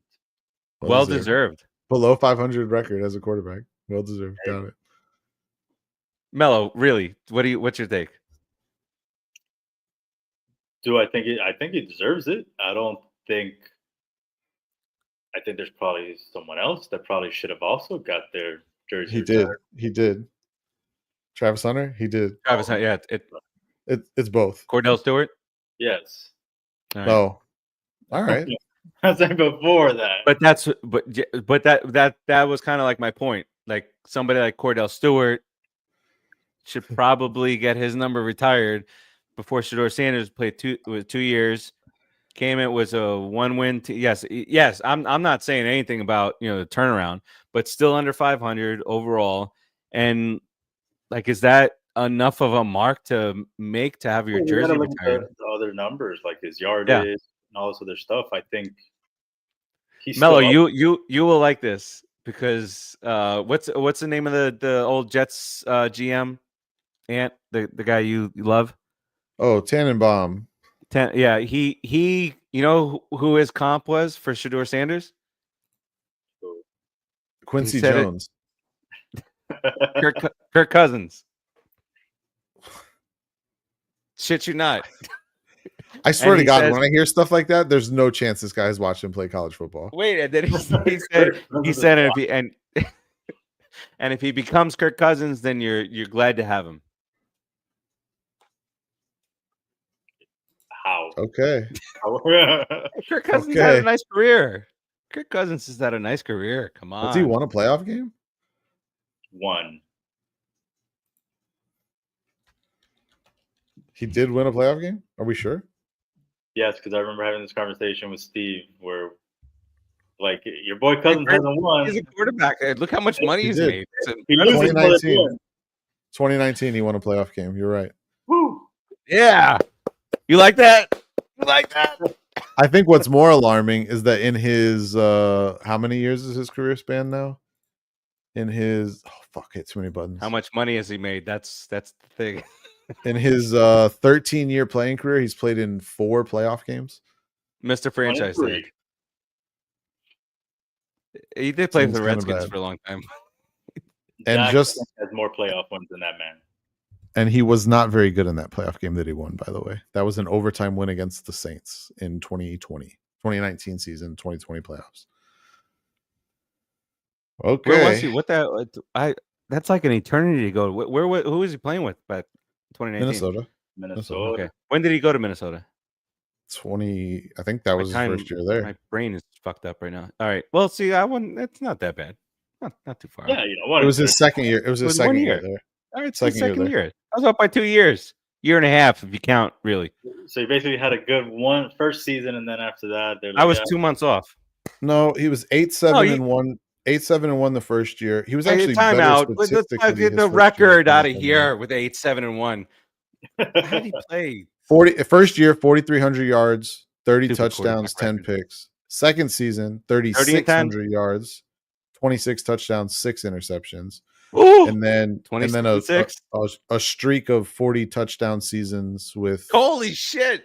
4,000 yard season. Sorry, not 40 touchdown season. What? Sorry. My bad. I'm looking at I'm looking at one thing and reading the other. 42-65, 42-21, 45-47 were his yardage totals. His touchdown totals were 35, 33, and 29. Interceptions 13, 7, and 14. It's a great regular season guy. You have to love Dak Prescott. They're the same Dak player. Prescott led the league in interceptions. What are you talking about? Kirk Mahomes Cousins on is the here. They're the same Dak. guy. You gotta Dak's love here Dak. because he's an asshole. They're the plays for the same Cowboys. guy. Did you hear what Emmett Smith said? What He he said, say? guys out here disrespecting the star players now play. We're supposed, and then he says, we're supposed to be, NFC's champions and Super Bowl contenders at least once or twice a decade. That's what wouldn't you want more than that? I don't know what Emmett Smith is doing these days, man. So They're was he trying to talking stay about relevant. are we talking about Dak as a star or the actual star? No, the star that's drawn on that's been disrespected many times. All right. Let's talk about Melo's favorite person. You want to talk about Melo's favorite person? All right. So Aaron Rodgers hops on the Pat McAfee show today, and he says that he jumped on because of I don't know who the two people that he mentioned were, because he said that at one point he wouldn't know about 90% of the things that are put out there if not for this person and that person. And I don't know who those two people are because I just don't know. But he said 90% of the bullshit that's out there, I only know because of them. But he talked about that there was a lot of things that, typical Aaron Rodgers saying things that have been said about him in the media are not true, and whatnot. Now, for me, if that Jet story is true, even if it's Aaron Rodgers, it's pretty messed up. It's pretty messed up what the Jets ownership group did to him. If that's true, I don't like the fact that he says, "Oh, I flew across the country on my dime." Please, it's pocket change. Stop that. But the part about you're taking your time to go out there, you sit down with the head coach, and the head coach is talking to you for a second. He leaves the room. Everything feels so weird. Then the GM comes in. Hey, you sure you want to play football? Yeah, I'm in. All right, we're going in a different direction, bud. That's It's almost like they That's wanted messed- him to retire. yeah, like they were hoping for him to say no and be like, oh man, really wanted you in our plans next year. Wanted you to go out, on a high note, really redo this thing, make it one more attempt at this, but no. Said we're going in a different direction. And listen, this time around, it feels like he's being upfront and honest just by his visceral reaction to him telling the story, and like giving that pause and saying, "What? What'd you do?" Repeat that, and even down to telling his pilot again. His pilot, might be a few hours. I don't know. We might be going to dinner and stuff. And it was like 15-minute meeting. So I'm not surprised if that's true. From the Jets organization, Jets, this is their thing. And you can say whatever you want about the Giants, but this has been the Jets thing for a very, very, very long time, being a shit organization. And the other things, I actually found it pretty respectful that when Pat McAfee said, "Hey, what are the other teams?" and he said, "I'm not going to go too much into detail." He kept it positive, even with Dayball. He said he spent time with Dayball. He said he's got a beautiful football mind.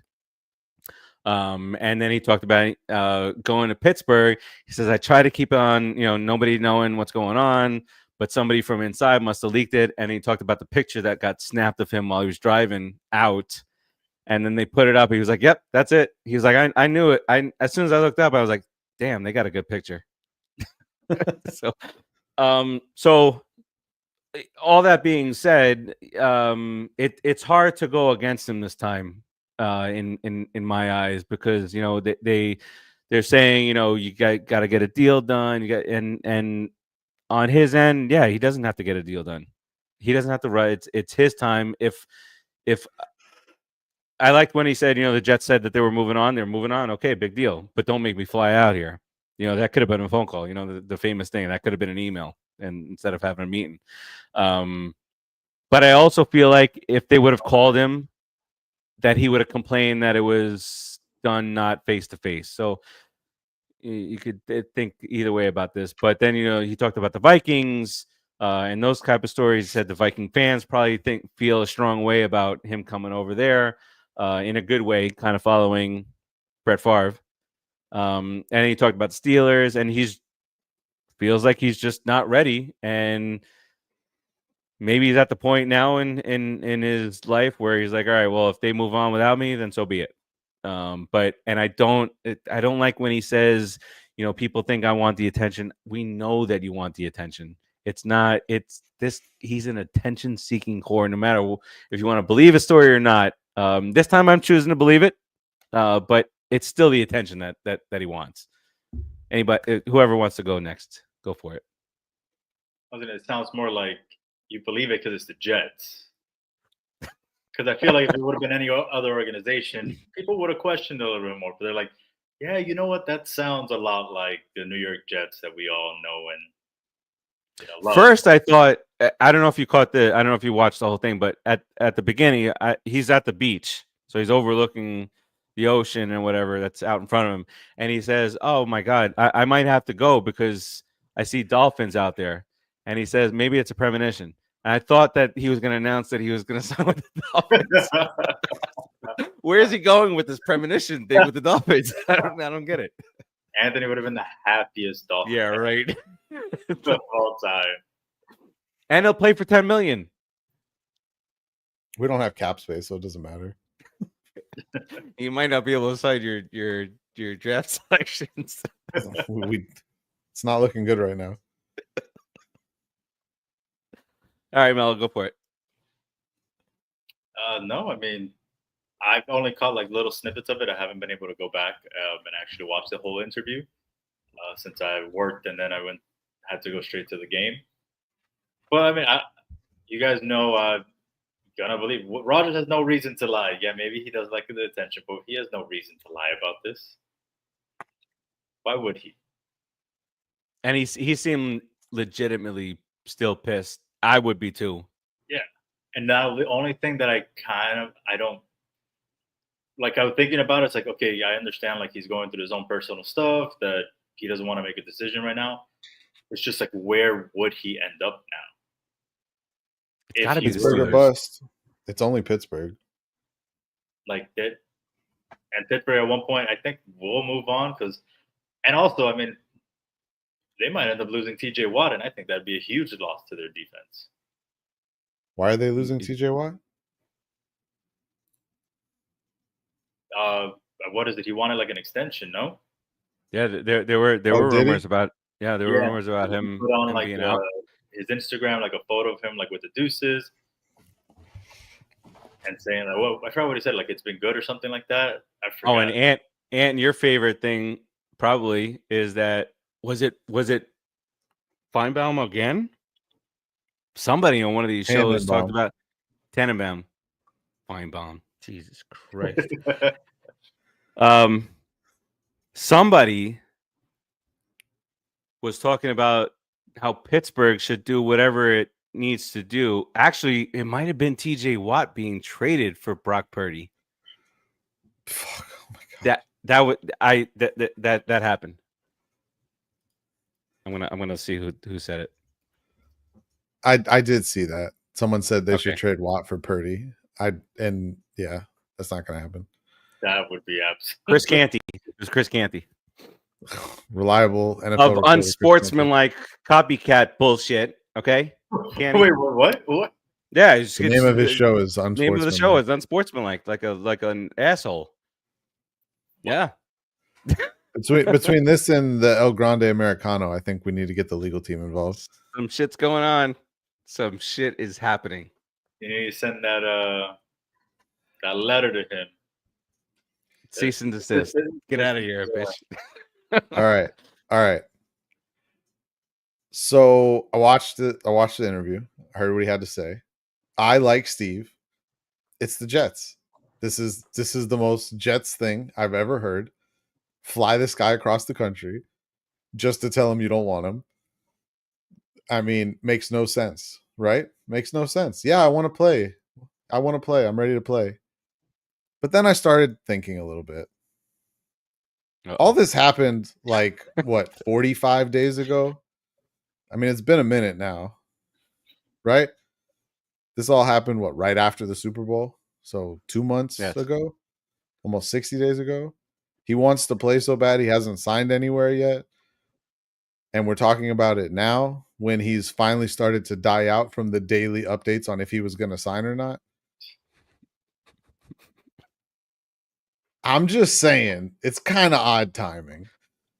That's all I'm saying. Week before the draft, I want to play still, but I haven't signed yet a week before the draft, even though there's very clearly a team out there that wants to sign me right away so I can be their starting quarterback. I got questions. At the same time, I do believe what he said. I do believe what he said. I don't know why. I almost wonder. I almost wonder if like Aaron Glenn did it on purpose, like to try and like jab at him a little bit. But you think so? It wouldn't shock me. That would be like the most Jets thing ever.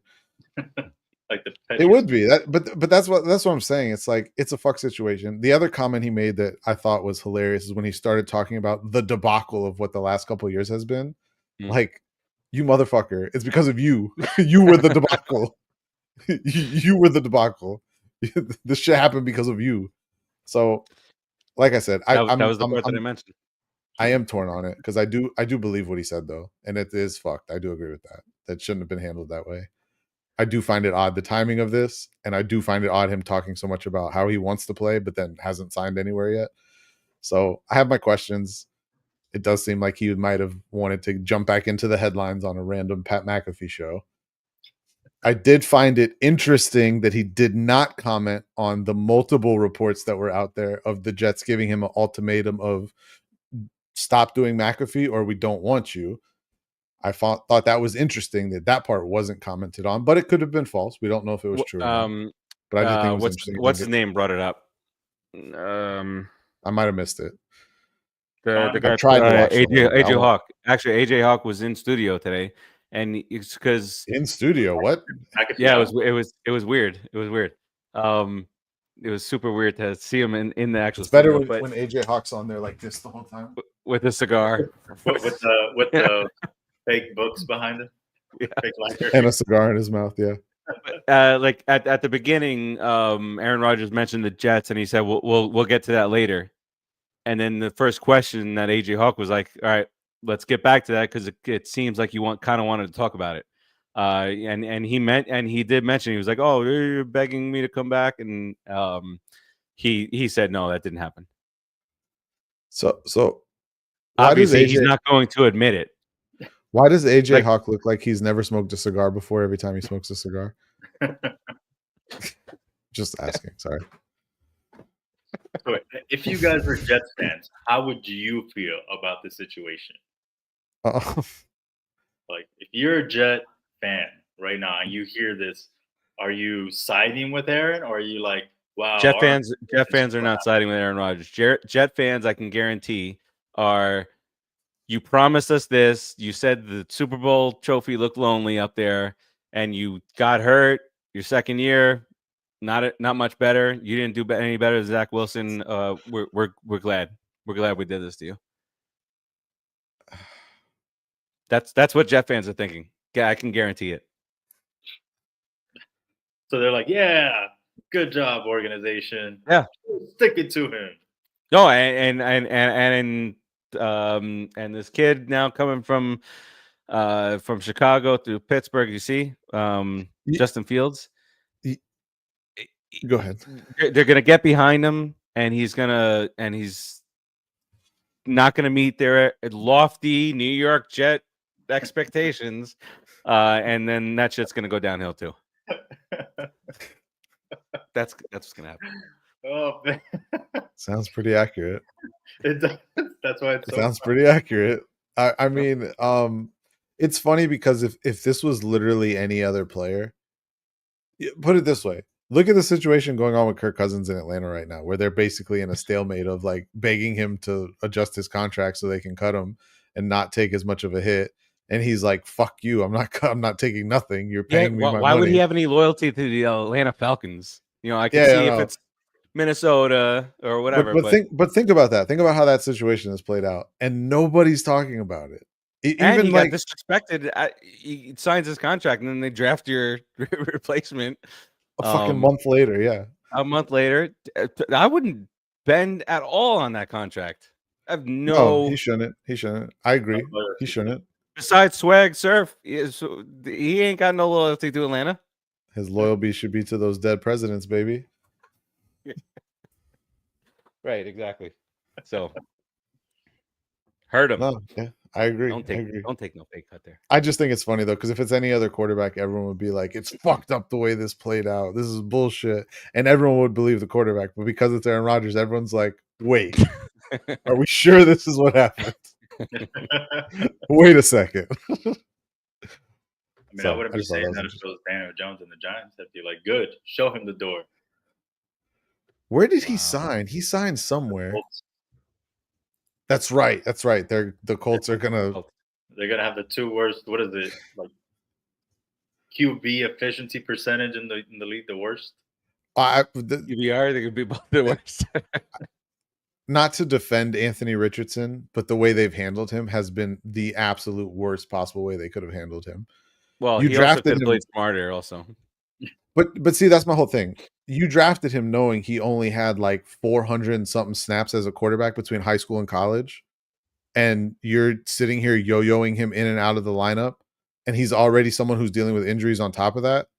Like you've ruined any chance. Their main goal, win or lose, should have been reps. That's it. Just get him as many reps as you can. Because I think there's still a possibility that Anthony Richardson could be something in the NFL. It's probably not going to be in Indianapolis at this point. It's going to be somewhere else.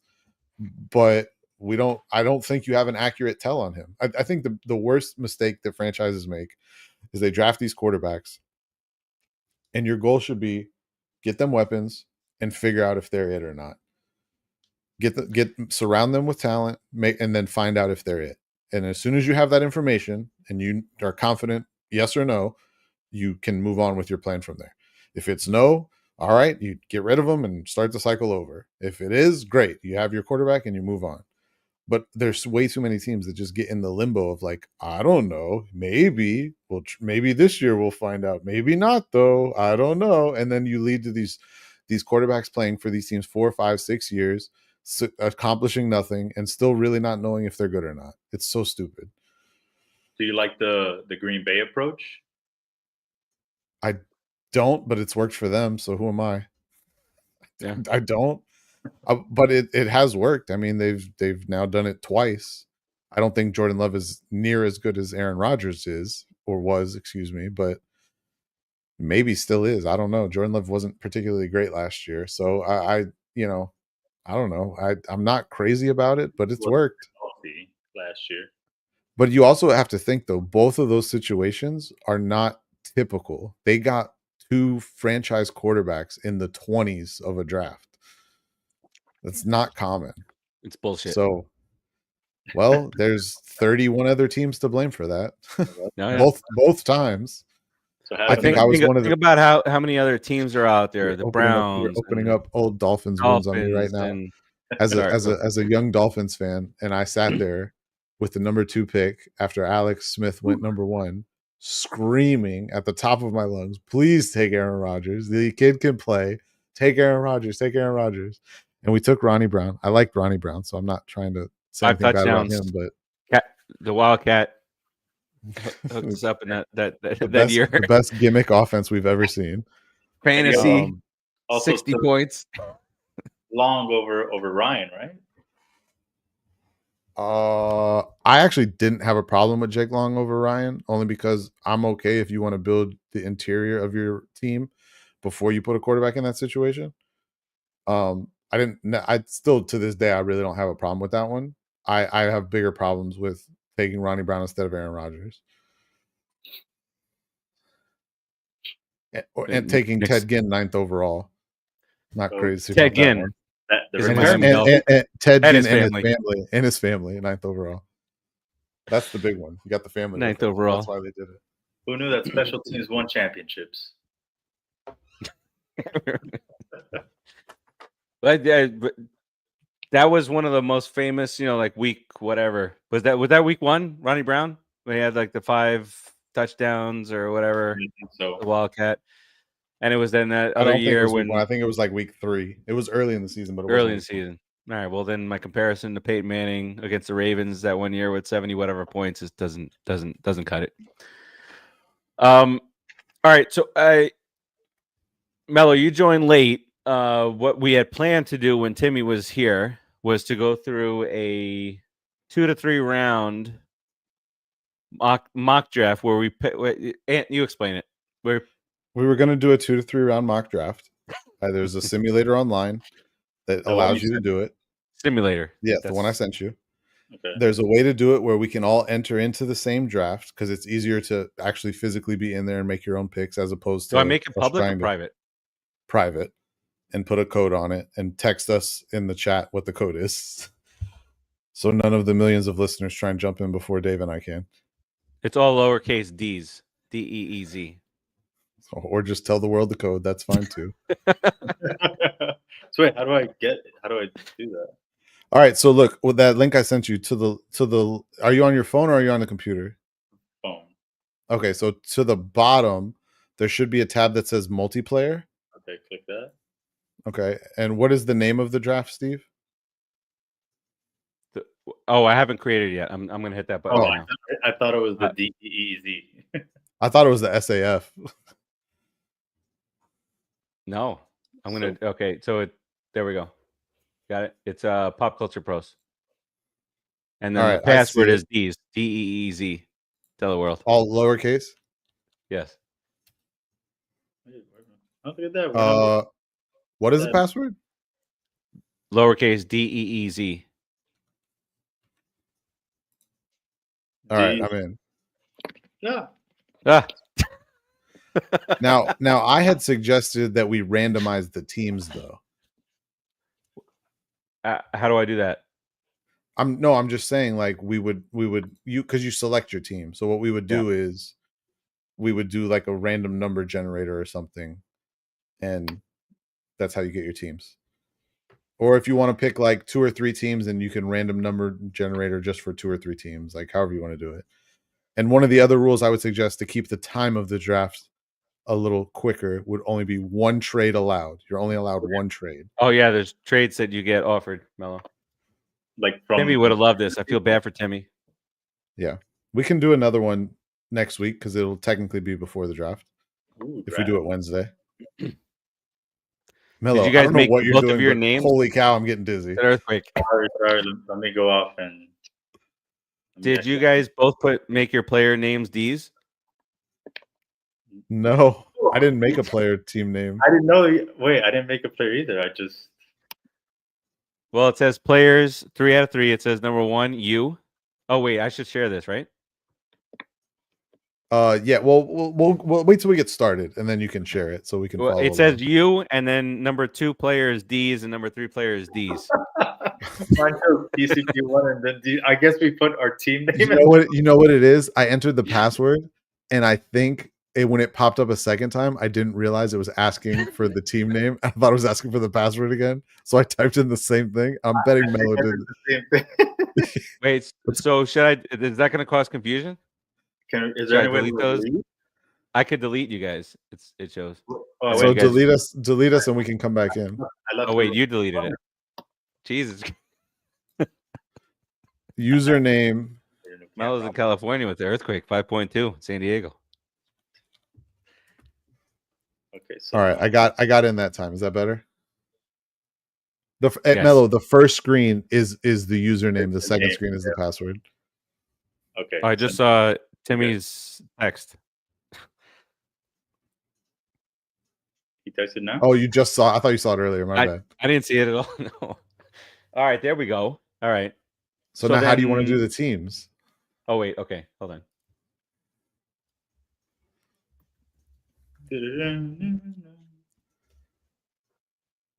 Did you set it for 3 rounds, Steve? Hold on.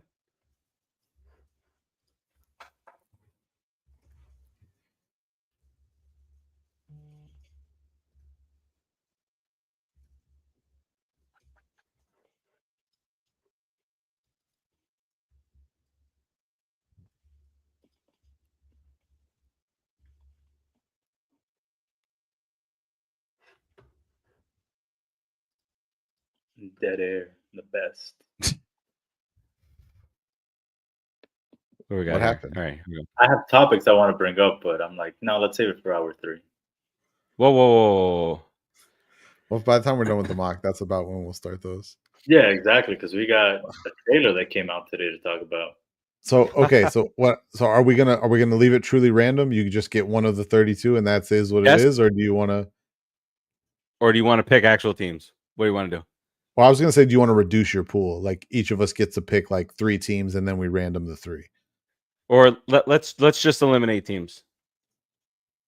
Okay, who do we not want to pick as? Who do we know? We don't want to pick as the Cardinals. No. Who wants to pick as the Cardinals? Let's get them out of here. Or the Falcons. The Falcons, get them out of here. Panthers? Actually, I'm okay with leaving the Panthers. Fine. Bears? I'm okay with leaving the Bears. Bengals? Browns. None of us are going to want to do the Cowboys. Fuck the Cowboys. Get out of here. Them boys. Denver? They pick like 20, I think, or 22 or 21. I can't remember where they pick. Is this any other? What was that, Mel? Is it for this year that we're doing it? Yeah. Okay.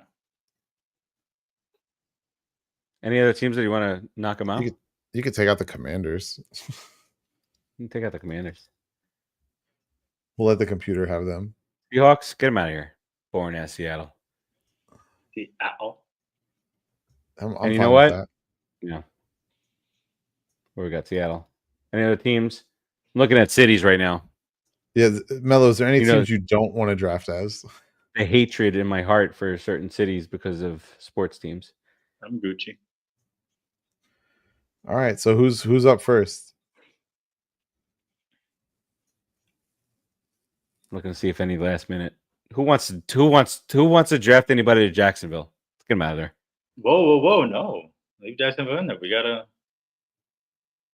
draft for the cons.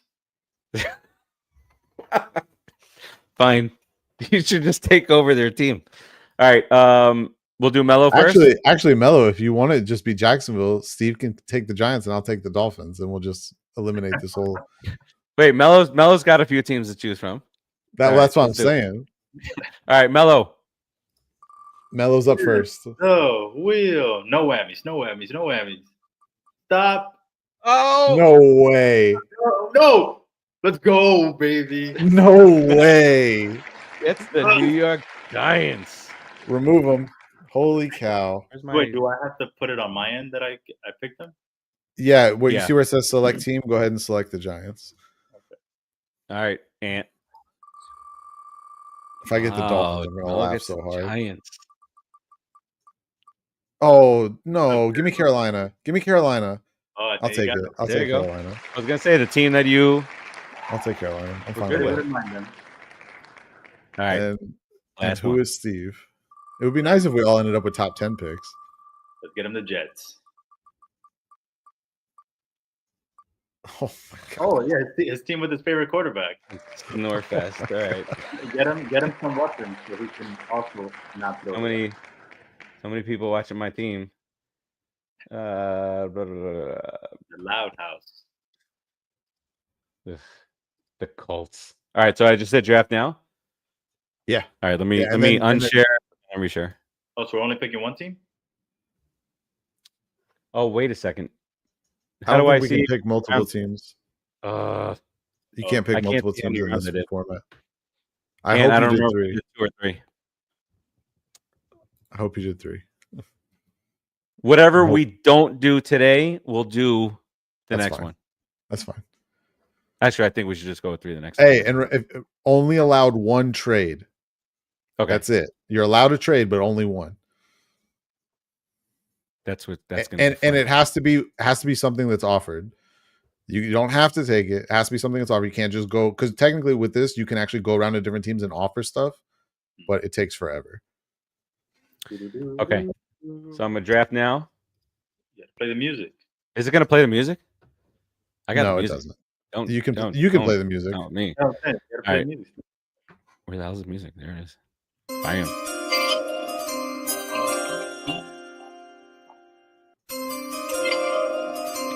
Why does it sound like that? I don't know. Does it sound like it's in like a metal cave or some shit? It sounded like it started, and then as it was playing, another version of it started again. Yeah. Wow. Sounded like someone tried remix. All right, let's do it. Draft now. The draft begins in 5, 4, 3, 2. Hear the weird music. Wow, that sounds terrible. There it is. All right. The Cameron Ward to put the whole government up there, bro. Ooh, I have 2 trade offers. Do you guys want to know what they are? Oh shit. Yes, we do. You're gonna see my trade offers, you bastards. Well, that's okay. We should all share our trade offers. So I got an offer from a team within the division, the Dallas Cowboys. Fuck them. They want just the 3rd overall pick, and they want me to give them the 12, 44, and 76 pick.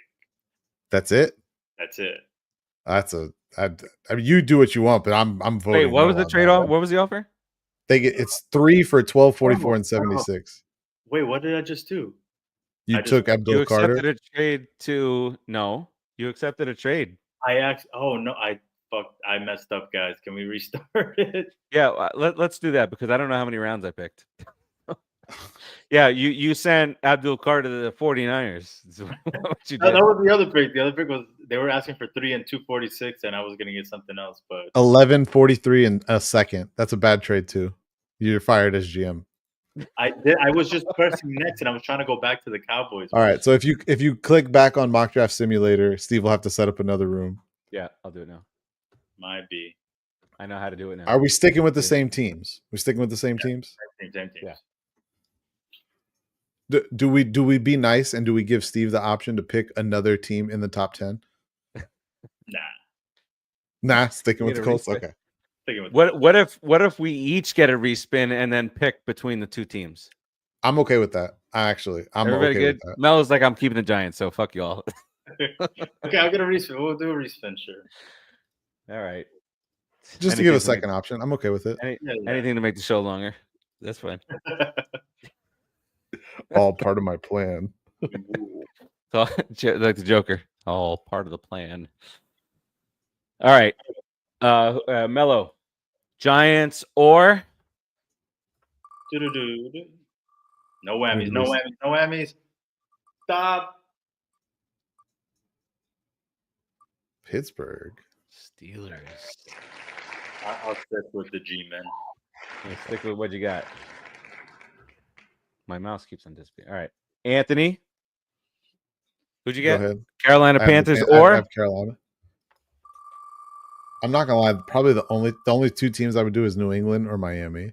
Did you take out the Steelers? I'm not getting either one. thought I did. Houston. Yeah, I'm sticking with the Panthers on that one. All You're right, removing with the them? Panthers. I And think me. what Steve is saying, he was not going to take the Texans or the Steelers. Wait, the Texans? You removed them. It's fine. Just spin again. You weren't going to pick them either, so it's fine. Oh! I see what you're saying. Okay, I did remove the Steelers, though. My bad. And the Texans, but you weren't picking them. Oh, No fucking way. Oh, No, I'm gonna get the Vikings. No, Vikings. So do you want to keep the Colts or go to the Vikings? Where do the Vikings pick? No, give me the Colts. he got both of his Oh, favorite yeah. quarterbacks' previous teams. It's accurate. My All favorite. right, so build the room. Let us know. Building it up. All right, 3 same rounds. password. 3 rounds. 3 rounds, 3 players. Create room. Giddy up. Oh shit! there. Did I lose the page?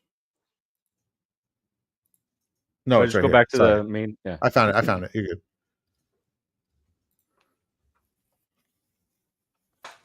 Is it still these? Password remains the same. I'm immature. What am I gonna say?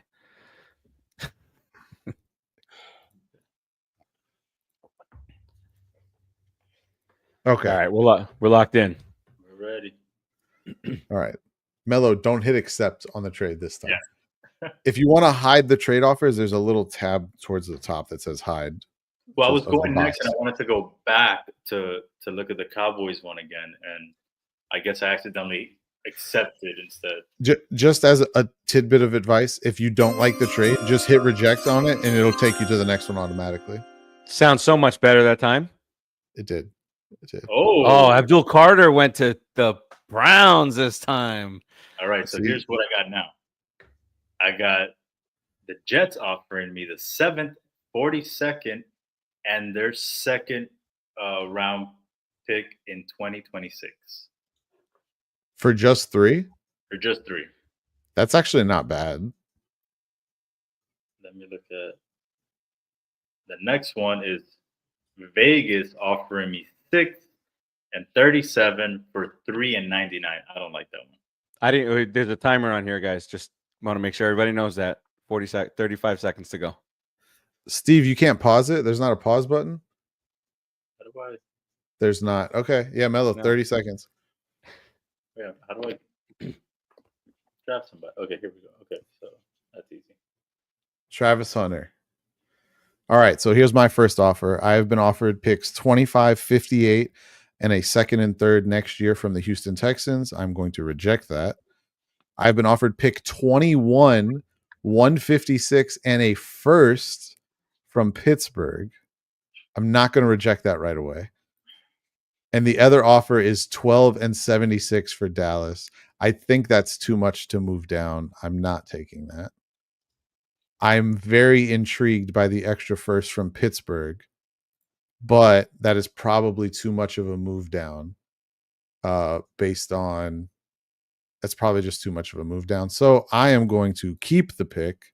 Unfortunately, all the players I would have loved to have fallen into my lap did not. And that means that I am going to take defensive or a linebacker from Georgia. He can play inside or he can play edge, Jalen Walker for the Carolina Panthers. Goes Jalen Walker with Georgia to Carolina action. There's your trade offers. 14 and 232 look at you guys. for 22 and 55. Dolphins drafted a safety. Of course they did. And the Cowboys got a running back. And Kelvin Banks went to the Niners. Holy cow. I'm not even going to do that because pick 55. I'm not around here. Oh, no, I am around here. Yeah, you would be. Ooh, 21 and a first next year for 14 and 80. I think that the Steelers are moving up to try and get Shadur. He's still on the board. The Steelers quarterback room right now is Steve, you have 25 seconds. I got you. I might take this offer, guys. I don't blame you. I think that's a decent offer. I'm going for it. Boom. And they took Tyler Warren. They didn't even take Shadur Sanders. I'm getting another trade offer. You will always get trade offers. Shador went. But no. Hey, Steve, whoa. Steve, you made your trade though. You're done now. Oh, I can't make another trade. You're right. Can't make no more trades. So that's it. So just Shador went to Seattle at 18. I don't like that. Hey, Chiefs trying to get up all my shit here. All right. Got 3 trade offers there. All right. 21. All right, 21. What do we got here now? You know what this is, right? This is the Colts. And the Colts always got to find that nice little tight end. There's a little safety blanket out there. And if you look, it says team needs. Top need is tight end. Oh. And my next pick is 45. I thought I was 50-something. All right. I got 45 and 55. Look at the GM shit is easy. All right, let's get a tight end in there. Let's get Mr. Loveland in there. We're drafting him. Boom. Just like that. All right. I don't know what these GMs are all concerned about. You guys have months to prepare, and we're out here, boom, on the spot.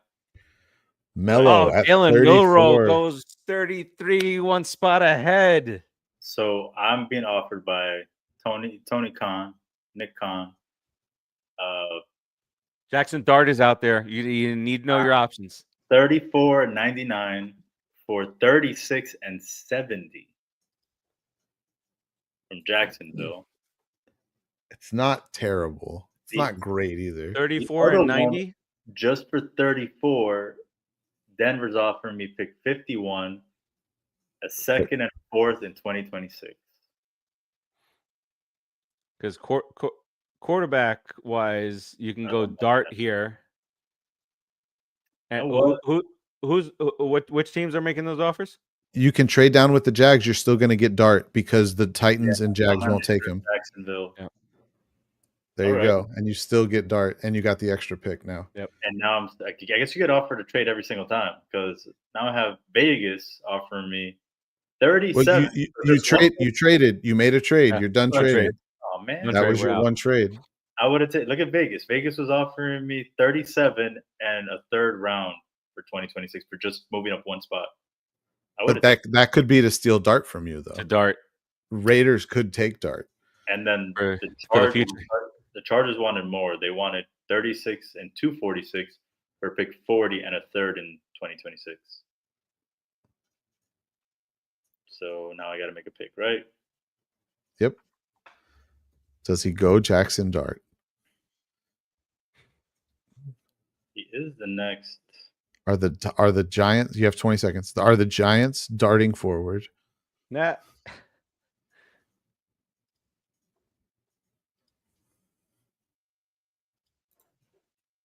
He took Tyleik Williams, a defensive tackle from Ohio State. Yeah. I'm just taking a peek. 45 for Buffalo's 56 and a third rounder in 2026. I guess you always get offered a trade. That's pretty cool. It won't always be there, but there is a lot of them. Yeah. I almost went Xavier Watts, but I was like, no, let's go DT. By the way, Jackson Dart's still on the board. I can draft. I can draft Dart here. I have Get a another quarterback. three team race here. Yo, well, how confident am I in 25 seconds. the guys that I got? You should not be confident at all with Daniel Jones. Wow. All right, that's it. 15. I feel like Jackson Dart is like a good. This is a good spot for him. 10 I was gonna seconds. go. I know. I was gonna go tackle. I'm gonna go Jackson Dart in the honor Colts. of Timmy T. Jackson Dart. Your franchise is gonna absolutely be terrible right now. All right, so I was offered by the Colts. Saints. They have not been good with. I only have one offer, and it's Wait. not a good one. 57 and 230 for 93, 112, and a third next year. Oh, that's from who? Not a great offer. It doesn't give me any extra picks in what we're doing here today. I don't think I can take that. So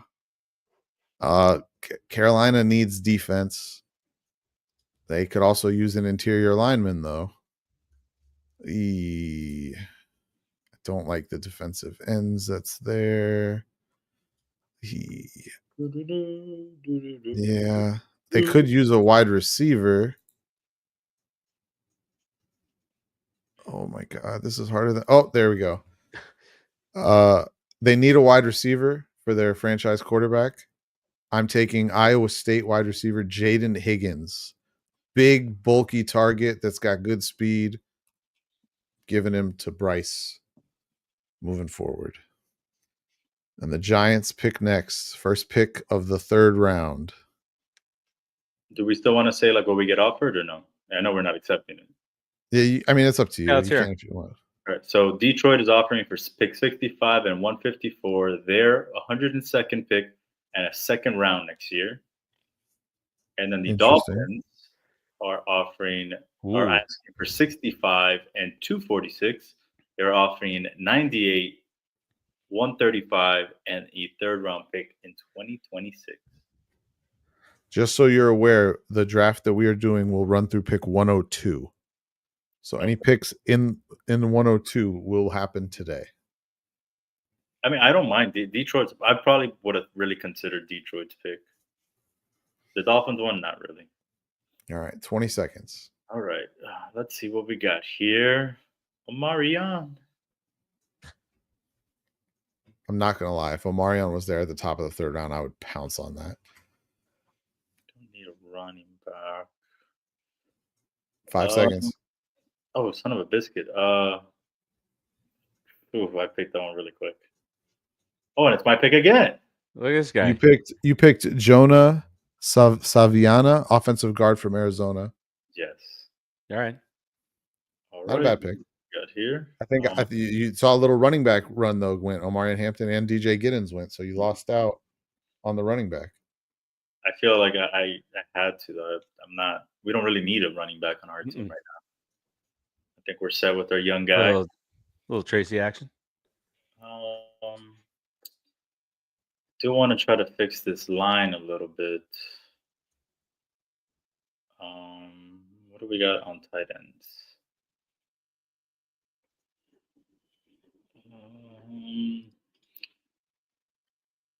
I think I'm gonna go a little Boston College here and go with Ozzy. Ozzy Talipo. Ozzy. I was offered pick 98 and 116 for my 74. And this trade I will probably do just for the sake of making my trade, since I only You have to make a one. trade, bro. Yeah. I mean, I didn't have to. It's just flipping 74 for 75, and I pick up an extra 6 next year for it. Okay, that's good. I can live with that. The other trades offered 90 and 101 from the Rams for 75 and 163. Not very appealing. The Cardinals are absolutely stupid. All right, so I'm back on the clock here. Ozzy. Oi. It's a shame that we don't need interior defensive linemen because TJ Sanders would look great in a Panthers uniform right here. However, we could use another corner, so I'm actually going to take the teammate of my wide receiver, Jaden Higgins. I'm going to take Darian Porter, cornerback, Iowa State. Look at you building some cohesiveness out there. That's right. Do we have any picks left? No, I think that's it. That is it. So we can recap now. Oh, okay. Here, Steve trades back, gets Colston Loveland at 21 and Jackson Dart at 45, but did pick up a very valuable 2026 first from the Steelers. This is going to be huge. It could be. First year under 500. Melo, you want to recap yours? Yeah. So with that third overall pick, I got Travis Hunter, and then made a little bit of a trade there to go fall back to 36, and I picked up the 70th pick. So then I got myself a defensive tackle. Steve, if you click on that little blue circle under the traded picks, like you see where his Tyleik Williams pick is, if you click on that little blue circle with the arrows, it will show you the trade.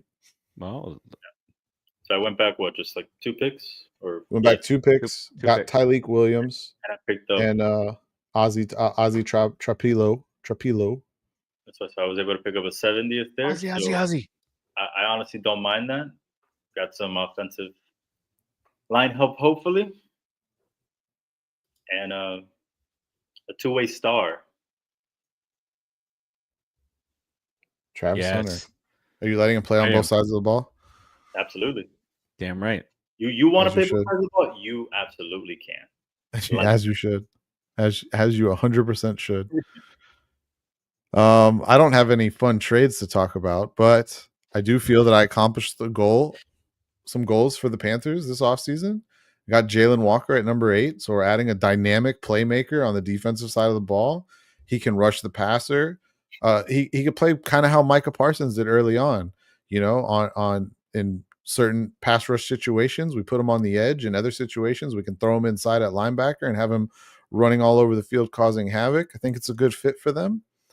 In round 2, unfortunately, because we traded our second round pick to the Bears for I don't remember who. Oh, that was part of the Bryce Young trade. Sorry. So our actual second round pick goes to the Bears. So instead we have pick 57, which I forgot where they got that from, but we took wide receiver from Iowa State, Jaden Higgins. Big guy, 6'4", just under 220 pounds, can move really well.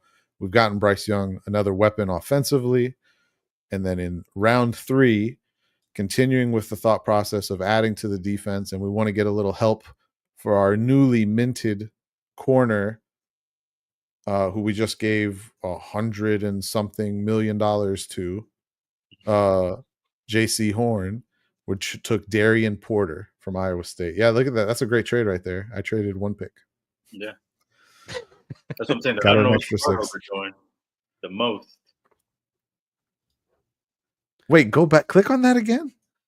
Because they made multiple. You will see through here that the computer does make trades too. Oh, here we go. Yeah, they traded with the Niners. They traded 47 for 75, 100, and 113. That feels like a big move back. Big move. Oh, well, we don't see who's at 113 here. They got 3 guys here. And then they move back just 1. The Dolphins traded up to take Shamar Turner at 90. I like that pick. I actually like Shamar Turner. So let me see what the Dolphins did here. They took Nick Emanwari. That's the freakish safety from South Carolina. Big freakish guy, can do a lot of different things. Don't think that's their biggest need, but the good offensive tackles were gone by that point, so it makes sense. And then they took Ariante Irsay offensive tackle from Minnesota in round 2, and then they traded up in round 3 for Shamar Turner. Interesting. Melo, why pass on Omari and Hampton at 65? Sorry. Hold on, let me go back. How do I look at everybody? You'll see where if you're looking at your results, it says full our results. draft full results. You can see everything. Don't know this, but it's a pretty cool thing. Who was it that you asked if I passed on? Omari? In the third round at 65, you could have taken Omari and Hampton. Mhm. I feel like we need more. I'd rather, because I mean we have a running back right now, and I don't think we need a backup for him. Where I feel like our biggest weakness has been for over a decade now, the offensive line. So why not be able to pick 2 guys relatively close to each other and hope that at least one, if not both, kind of pan out for us. You guys know our theme song for the We Stomped You Out show? What? Little hand in mine. Then put your little hand in mine. There ain't no hell. I was like, right. So I wasn't sure if you were talking about the Groundhog It's Day. Groundhog Day. This is our other clip that we play. I'll give you a winter prediction. It's going to be cold, it's going to be gray, and it's going to last you for the rest of your life. Feels that way these days. So and here's we're gonna have to hit on an offensive lineman that can actually protect the quarterback. well, it's not like it's not just that. It's the way that the like on Get Up and First Take and stuff. They said the Giants have to get some wins early. If you looked at their schedule, we've looked at their schedule. They haven't looked at their schedule to say, oh, they got to get up to a hot start. They ain't getting out to a hot start no matter who they are picking. Okay, the schedule. We went through the defenses that they're going to play, and it's not pretty. It's rough. So, To say the least. so yeah, make your best picks this year, and then this year's not a target. I mean, if for some reason they come out of the blue and become a Commanders and See what you did there. then every year there's a team. I mean, Why not I us? did do some scouting last week with Mr. Unlimited. Oh and God. I don't know, things were looking good. He was moving good. He had a firm handshake. So In April. So I wouldn't be surprised if Mr. Unlimited. I asked him. He said he was going to have a good season. He's excited. Wants to be in New York.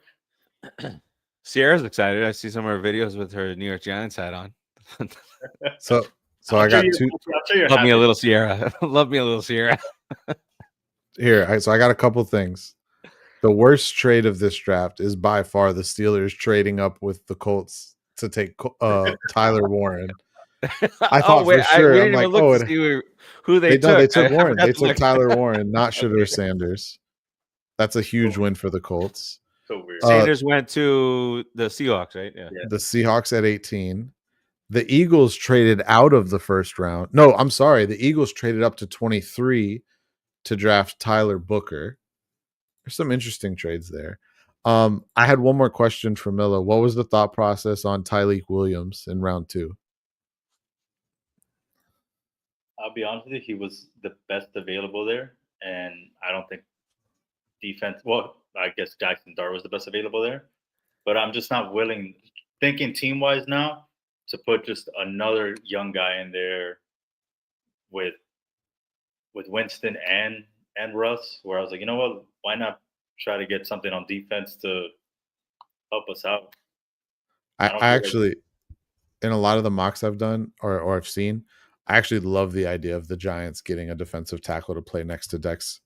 Yes, especially if you guys. So like, I know that coming out of this draft, you guys probably don't want to invest too high picks on defensive linemen or a defensive lineman and an edge player. But coming out of this draft with Abdul Carter and there's like a dozen defensive tackles in this draft that are going to be really, really good. I do think Tyreek Williams is one of them.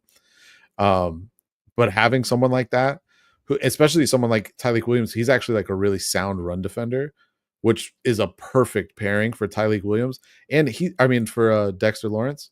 And he's also huge. He's like 6'4", like 335. Like he's a massive, massive guy. So like adding those two players to the front seven of that defense is going to make things really difficult for teams playing against them. So their defense is solid. And to your point, adding to it,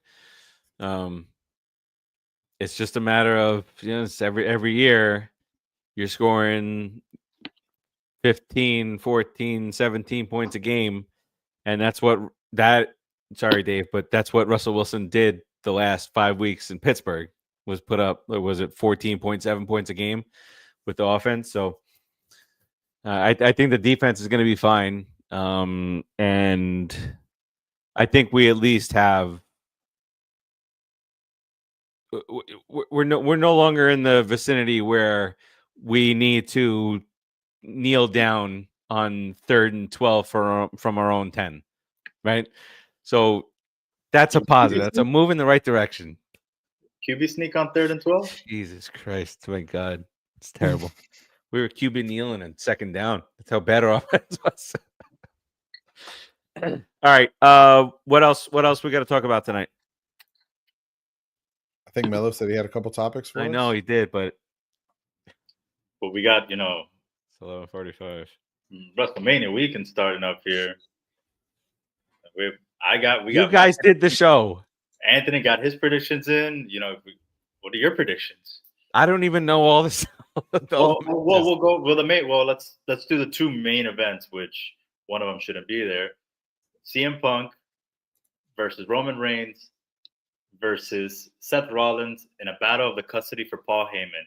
Who is winning this match, boss? Wait, is that how it's labeled now? No. Because I've been seeing and reading that what if Seth Rollins winds up with him? I don't think he needs it though. That's the only weird thing about it. He did say he will never go against either of them, which means he might go against both of them. That would be funny. I don't know, guys. Who did you guys pick? I picked Rollins. I don't know. I think we all picked Rollins. Yeah, we all picked Rollins. Yeah. Now, is this because we talk about this now? Is this you're picking Rollins because it will make sense for the storyline, or because as fans of wrestling, sports entertainment, that's who you believe will win? So for my thought process, I don't think there's any way, shape, or form that Roman wins this match. If the three guys in this match, in my opinion, he's the least likely to win. And then if you're just looking at it from a standpoint of Seth and Punk, it doesn't feel like we're in a phase right now where we're trying to push Punk for anything. We're just having him in these feuds, And he's living his dream. He's got the main event. And Rollins. That's enough. That's enough for him. Whereas you see, Rollins today said that he would fight CM Punk in a UFC match. I mean, he'd probably beat him just like everyone else has. What I think is hilarious is the fact that everyone believes that Seth Rollins hates CM Punk. I think it's so funny. What show is he on? Is he on McAfee? Yeah, he also talks shit about Roman Reigns constantly, and they're like confirmed to be like BFFs for life outside of the ring. So, and Cody was on First Take, where he said Travis Scott is going to get a receipt if he's at WrestleMania. He was like, Travis Scott, he sucks. Because you heard he was saying like he was trying to say that he didn't really get him, but then the close up, the camera shot was on it when he did it. So he's like, all right, well, got this shiner here, my eardrum's blowing out, so shit Which happened. Is wild to me. Blown out eardrum like nothing. Yeah, my eardrum was blown out. Right, so what do you got? Night one. Are we just gonna go main events? I have no idea. You're asking the wrong guy here. Oh, wait. Who do I want to win? Yeah, there you go. Tribal Chief. So I want to win. Followed by The Cancer Man. the. Oh, Please, not what I hear. Cry Not what I Baby. hear from reliable sources. Nobody down there Nick in Khan, AEW. did you listen to the Nick Khan interview on BS? Mm-mm. It was actually really good. You should check it out. It was really good. He talked about that though, that about Punk being back. And I didn't realize Nick Khan was his agent. I didn't know that. I didn't know that either. Nick, I mean, maybe I misunderstood him, but that's how he made it sound, like that was his agent. From And- the little things I've heard about Nick Khan, it seems that he was somehow involved in the wrestling world or knew a lot of these guys before he was really like brought on to be like his position in WWE.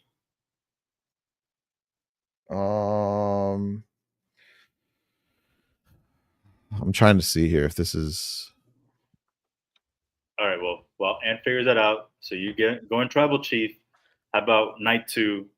Give me Cody. Give me Cody. Cody over heel Cena. Yeah, fuck Cena. I don't like Cena heel face. No, I don't like Cena. Okay. Never been a Cena fan. I think I was the only one that also went Cody. I think Ant and Timmy both went Cena, right? Yes.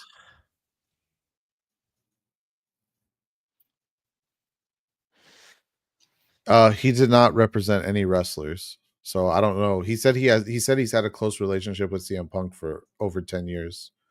So, or he said predating when Punk left WWE the first time. So I don't know how they cross paths, but maybe it's like apparently. a Wendy and LeBron. A what? Like Wendy and LeBron, their relationship. I don't know. Wendy. Who are you talking about? Wendy. Oh, Wendy, Windhorse. Okay. I'm like, who the fuck is Wendy? Like, am I missing something? Yeah, I don't know. He made it sound like they've known each other for a long time. Because he made it sound like that he's the one that kind of got them in the room together to talk, or got them back talking, Triple H and Punk. So I don't know. What's the one match besides the main events on each night that you look forward to? One match on each night. Yeet. The fatal 4-way for the IC belt. That's what I was gonna say. Fatal 4-way. That might be my favorite match on the card, honestly. That one and maybe Logan and AJ, I think will be good. I expect it to be a good match. I don't know that it's the match I'm most looking forward to, though. I'm kind of wondering how they did update the order, by the way. It does have Gunther and Uso opening up night 1. And they have Io Sky, Bianca Belair, and Rhea Ripley opening up night 2. I saw Kevin Nash went in on Io Sky. Why? What do you say? She sucks. What? Really? What? What's wrong with Kevin Nash? Oh, and it does sound like Randy Orton. They've officially added a match to the card against a to be announced opponent. It's going to be an open challenge. That sounds like a Rusev return if I've ever seen one. So Orton's going to lose at Mania then? Yeah, it doesn't matter. I would rather him fight Nick Aldis. Let him get. I agree with that. I would rather see that. Not born and bred in WWE. Kevin Nash says Io Sky is terrible. Has cut off there and has no business being involved in the Rhea Ripley Bianca Belair match. Crazy. What he said. This is the quote. The women's triple threat match at WrestleMania 41. It's horrible in my estimation. I don't want to see Io. I want to see Rhea versus Bianca. That's it. Sky is too diminutive. She doesn't have the fluidity. Her striking, I don't think, is believable. She's okay with her feet, I guess. She does well reversing moves, but it's just all that high spot stuff where they go off the top rope and it looks like Rhea can crush her. That's the worst. The worst assessment of her wrestling I've ever heard. Yeah, seriously, I don't know what Kevin Nash is watching. Clearly not her matches. She had those white shorts on there. On her? Is he getting them confused? Like he's getting like. Is he thinking she's one of the other ones from the group? Well, what's her name is really good too. Not Dakota. Oh my God, what's her name? She's out with the injury right now. She's always got the face paint on. Farace, yeah. No. Well, she's good too. But Asuka. Thank you. Asuka's amazing in the ring. Yeah. I'm like, who's he getting? He must be getting them confused because there's no way. That's the only explanation. Io is a top-notch performer in the ring, like top-notch. She's amazing. Like she deserves to be in that spot. Absolutely, 100% agree. Could not agree with Melo more on this. And Melo and I have found the one thing we agree on mostly, and it's wrestling. Unless it's CM Punk, except for AEW versus WWE. AEW is great. I know what you're talking about. Today. I guess we can mention how AEW has officially surpassed WCW. So all these little whiny Mars can go ahead and cry into their CM Punk bedridden sheets that are filled with pee because AEW is here to stay. Do you know what? You know what's the funniest thing about that though? Like seriously, the funniest thing about them passing the amount of Nitro shows right now. The funniest thing about that is that they've lost more money in the time they've been around than WCW lost in its whole existence. It's different. They were being run by. You're right. It is different because it's funded by a fucking huge billionaire who doesn't care. That's why it's different. He cares. As soon as Turner wasn't in control anymore and they started worrying about money, then WCW losing money became a problem. Remember, Bischoff's talked about this. They were only profitable for a very short amount of time. But it was when the ownership changed is when everything changed. Also, when you're writing stories like the Finger Poke of Doom, and then making not Nitro, Thunder, and no one watching it because none of the top guys want to go over there. Yeah, or the fact that the NWO, the only great thing you wrote while you were there, suddenly has 98 members in it. I was an NWO once. Damn right. Everyone was. We all were. We all. They were bringing the guy out of the crowd selling popcorn, being like, "He's in NWO now too." He came out of the 7th limousine that arrived. They got to order 20 baseball bats. Oh, it was 73 cans of spray paint. They would come out for a segment with the whole crew, and the whole ring would be full. No one could move. Oh yeah, you couldn't even see who was on the microphone. That's what it would look like if every entrant in the Royal Rumble was in there at the same time. That's the NWO. Actually, they would have less people in the Royal Rumble. Yeah. Didn't they used to have also people like standing on the outside too? That's how many people that they had. Oh yeah, the ring would be full, and then they'd have a whole crew of goons on the outside. The lesser guys. Yeah, Conan. It was ridiculous. It was the worst thing. They had such a great idea, and they just totally ruined it. Eagles, man. You know what though? Nick Khan talked about that though, and one of the things he said with the end up with Hulk Hogan turning heel, he said that one of the big differences in that and then the Cena one is that WCW actually did that out of necessity. Like they were flailing and they needed something. Like Hulkamania. Hulkamania was long dead by that point, really and truly. I mean, it was still a thing, but it really wasn't. No one cared anymore. It wasn't drawing. And so it wasn't drawing at all. And so they needed something, and that was their something. But they did it out of necessity. Whereas this whole Cena thing was not done out of necessity. They didn't need to do this. They just did it. Nope. So yeah, it was a good point he made. I know you hate Nick Khan, but you should listen to the interview. It was actually really good. I don't hate Nick Khan. No, there's just no need for the low jab. Like, come on. It was only one low jab, and Bill Simmons didn't even catch it, which was even funnier. Yeah, he didn't.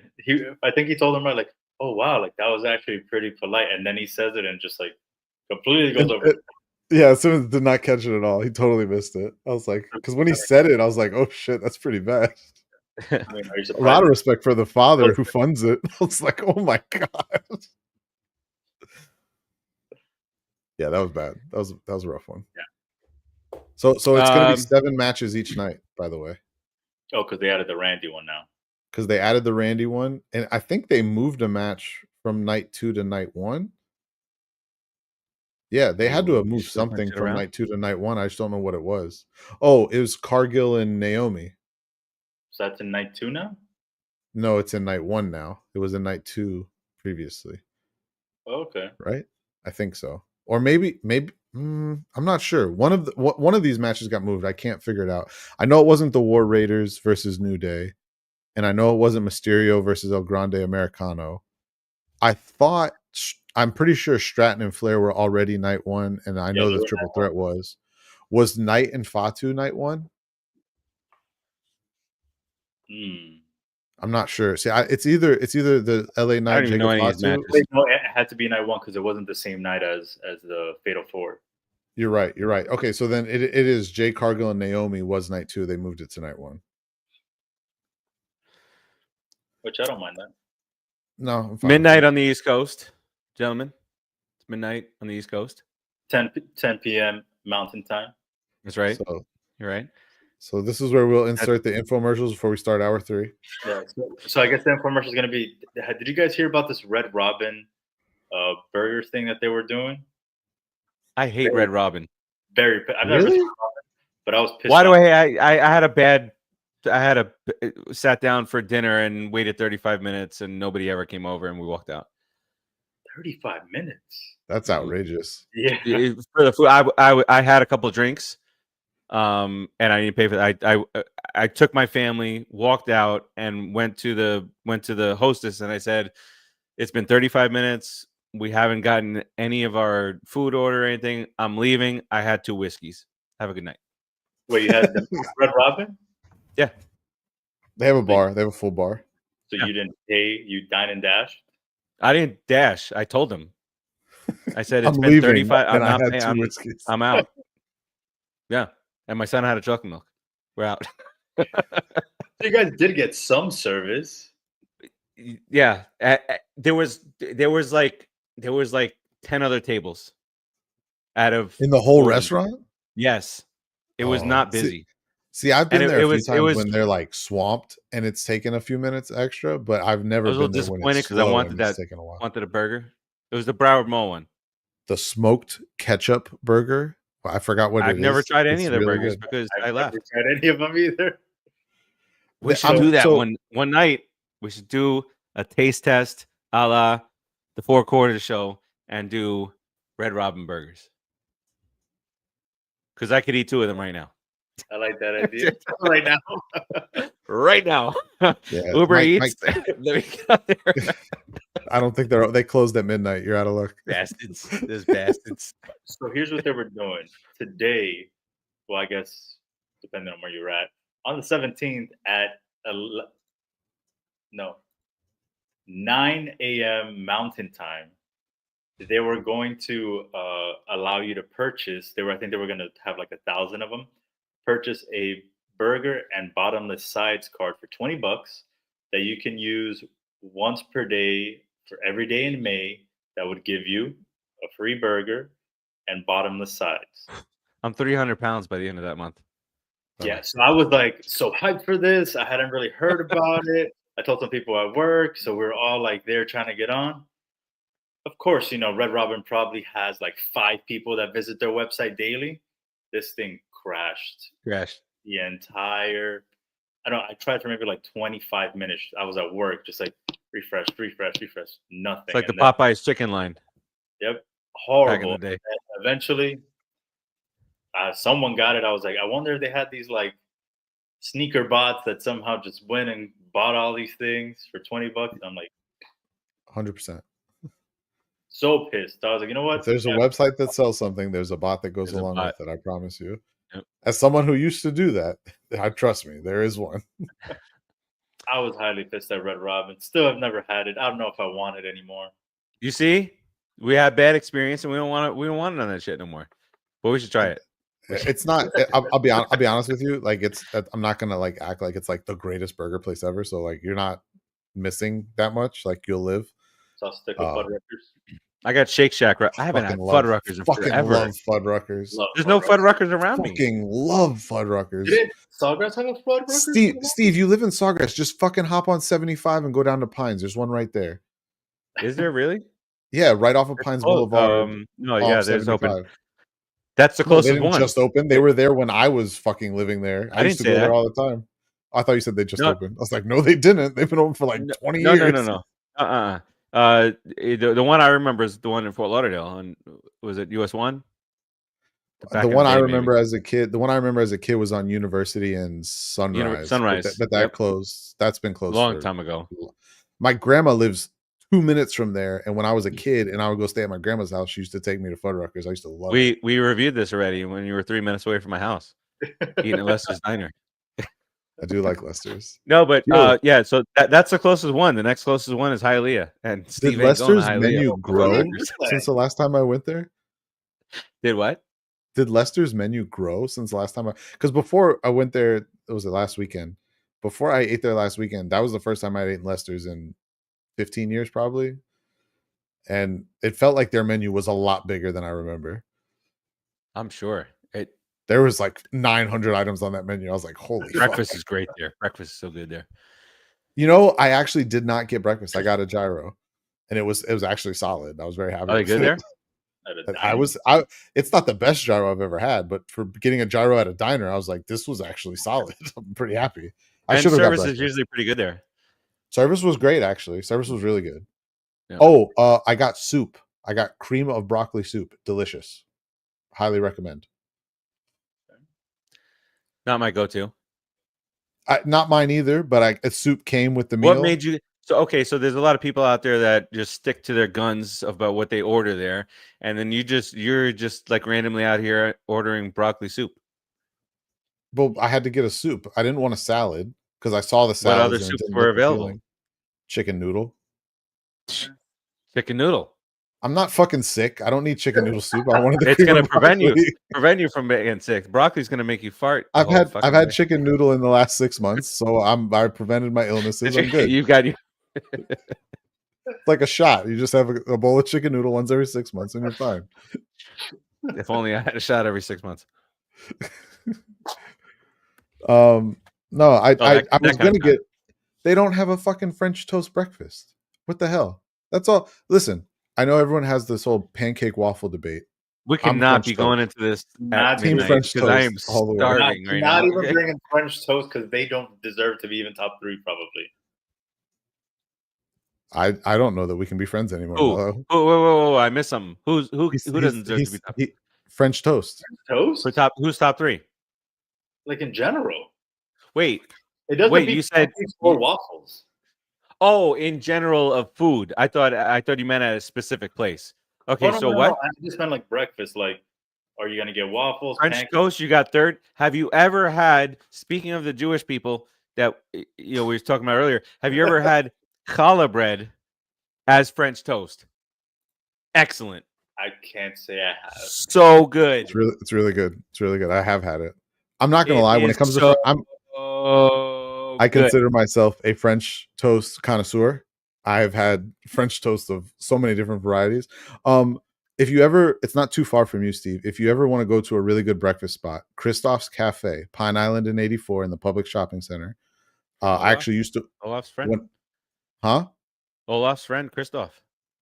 Well, no, I used to work with this. So when I worked at Bonaventure Country Club after I got out of culinary school, this was the guy who owns that place. It was the head chef I worked for. He's an awesome guy, but their food there is amazing.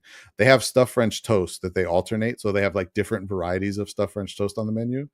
If you ever have a chance to go there when they do the cannoli stuffed French toast. Oh, you son of a bitch. It is the greatest thing you will ever eat for breakfast, despite whatever Melo thinks. It is 2 pieces of French toast that they dip in batter. Well, first they fill the in-between with the cannoli cream. Phenomenal. Mm-hmm. They then put the 2 pieces together. They dip it in the French toast batter, and then they dip it in the cannoli cookie crumbled up crust. Yes. And then they cook it. And I swear to you, it's the greatest breakfast food I've ever eaten in my life. I literally tell him all the time when I talk to Chris, I'm like, Chris, please just tell me when the French toast is on, when the cannoli French toast is on the menu. I'll be there. Send Like, I'll some figure over. it out. It's the greatest thing ever. It's so good. Their hash browns are fire too. So is their corned beef hash. If you like corned beef, We're hash. doing Corned beef too hash is much good. food right now. I gotta go to sleep right after the show because if not, I will You're go not into the going to sleep. fridge. You're and I going will- to the fridge right now. I will add Don't lie. 17 pounds to this figure by the morning. We got burgers. We're talking about French toast. We're talking about stuff at Lester's Diner. Yo, there was a diner we Fuddruckers. stopped at. There was a diner we stopped at in Georgia one time that had a French toast burger, which I don't know how you guys feel about like the whole salty and sweet thing, but I love it. And it was Phenomenal. incredible. A burger, just a burger on 2 pieces of French toast. Delicious. Yeah, I would do that all day. Or any restaurant in the world that sells a breakfast sandwich where the bread is French toast. I'm fucking sold. I'm in. Yeah. Have you guys done it with The sweet donuts? salty. Oh, sweet salty. So perfect. What did you say, Melo? If you guys have done that with donuts, Yes, I have. I have It's not. good. I can't. It's good. I'll die. If you like the sweet and salty, man, it's good. It is good. It'll clog a whole artery as I'm eating it. Yes, it will, but it tastes delicious. you will die happy. Yeah, Yeah, very happy man. you're gonna take a bite and be like, it was worth it. Are we done here? Okay, There's other food items we could bring up. We're at 3:06. I'm starving. We got to end this. Wait, Melo was about to say something. Don't cut him off. Last one. So our last one before we jump into the next one. Fantastic Four trailer. New trailer. We did start talking about this earlier. We got Not on the air though. look at I Silver don't remember. Surfer. It's a blur so long ago. I don't remember what time we started talking about that. Got more looks at a couple of these characters. What do we think? I'm fucking stoked. I've been excited since the beginning of this. I saw Ed posted some stuff. He's obviously super excited. Oh, and it was confirmed that bogus Dr. Doom photo you shared, it was in fact bogus. It's fake. Okay. Thank God, because it looked bad. Did you see? I didn't. Did you see the? I don't know if it was AI or what they did. What they brought the comic to life, kind of like what the opening should be for that with Doomsday, and when in the comic when he strips his skeleton from Thanos. Yeah, right. So they have that. They said that this needs to be the opening scene for that movie, and then Doom, he's yanks out his skeleton, holds his skeleton, and he turns around, and it's Robert Downey Jr. I will give you a no context spoiler for Daredevil. As gruesome as that scene sounds like it would be, ripping the skeletal structure out of a person, what happens in Daredevil episode 9 is somehow more gruesome. Really? It is by far the most gruesome thing that the MCU has shown to date, hands down. Okay. You will know the scene when you see it. Is it like top to like I will give. Scene? There's some Punisher scenes, and I hope that's not a spoiler. There's some Punisher scenes in this episode that are top notch. But we get Punisher in this episode. I will say no more because I don't want to spoil anything. You need to watch it as fast as you can, and you will know exactly the scene I'm talking about though as soon as you see it. You'll be like, "Oh shit!" I think so. Holy fuck! Based on that description. I'm gonna try and find that video. I'm actually shocked that you guys haven't seen a spoiler of it on social media because it's been floating around like crazy. I didn't see spoilers for Red Wedding for years. I never got spoiled on that. I watched that. I didn't way either, after. and I did watch it. I didn't watch it way after, but I was late. I actually didn't start watching Game of Thrones until like season 4 was out. I think I was probably 3 or 4. Yeah, I think it was 4 for me. Episode like 4 of the last season. Damn, you were later than everyone. Well, because every time I tried to start it, I'm sorry, I think the first like 8 episodes of season 1 are boring as shit. I wouldn't argue that. That kind of a show needs so much building with all these characters that we'll never remember the names of. So the first 4 episodes, I remember I would start episode 1, fall asleep. I'm like, all right, well, let me just start watching 2. Start it, fall asleep. It happened 4 straight episodes. I was like, yeah, no, forget this show. So I just left it. And then finally, when it was like, oh, it's the last season, to do my due diligence, as you know, pop culture pros, even though I think we were not pop culture pros yet. We were that other thing. I decided I'm going to sit down and really focus and watch the show just so I can be able to talk about it. So I didn't like that honestly.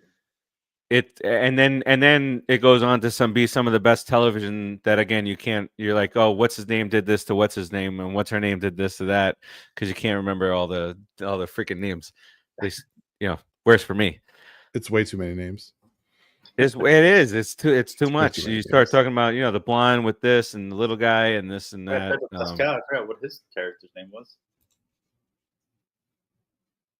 What? Jesus Christ! Yeah, his eyes chunked in. What was Pedro Pascal's? He was the brother. Yeah, what's his name of the lady that ran Dorn? Yeah, I don't remember his fucking name. I don't remember his fucking name. I remember that scene very vividly, but I don't remember his name. You see, it was like WWE. His eye off him for a moment. I remember the mountain's name. Yeah, the Mountain and the Hound. Hold the door. Little finger. Oh, that's so sad. And then Joffrey, the goat. Stop it. You would be a Joffrey fan. That's so on fucking brand. He's a great character, Joffrey. So on brand that you'd be a Joffrey fan. Great character. Hate him. You probably like the one dude who took over Winterfell there for a while too. Can't remember his Ramses Barton. You're a big Ramsey fan too. I will say I thought it was a good character, but I wanted him to die so bad. Nah, don't lie. You fucking loved him. You have a poster of him in your house right now. Joffrey was my king. I acknowledge Joffrey. I think we did a list of the top 10. Tyrion said it best. I didn't poison him, but I wish I had. Tyrion said it best. Yo, I don't know what's going on in your house, but that fucking camera has been all over the place tonight. I wish I could show you, but it's the. Don't worry, we're closing out now. This is it. Broke off of it, so it doesn't hook on anymore. So I just gotta carefully balance it. All right, Melo, have you prepared your 30-minute outro? Oh, absolutely. All right, let's do this thing. Ant, what you got here on the way out? Hockey playoffs are starting. Tune in, watch. It's the best time of year to watch hockey. You should watch it all year, but playoff hockey is can't miss TV. Watch it. It's gonna be great. It's never been more accessible to watch, even in regular season.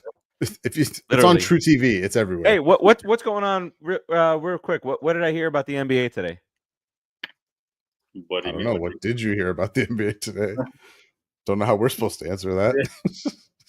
They don't play tomorrow's the Heat game. They were talking about doing some type of a streaming thing. I have to. They were talking about on First Take some type of a streaming thing. Oh wait, did we talk about Lee Corso retiring? No, Lee Corso retired. Next subject. Retiring. Come on, it's Somebody else can put on the hat.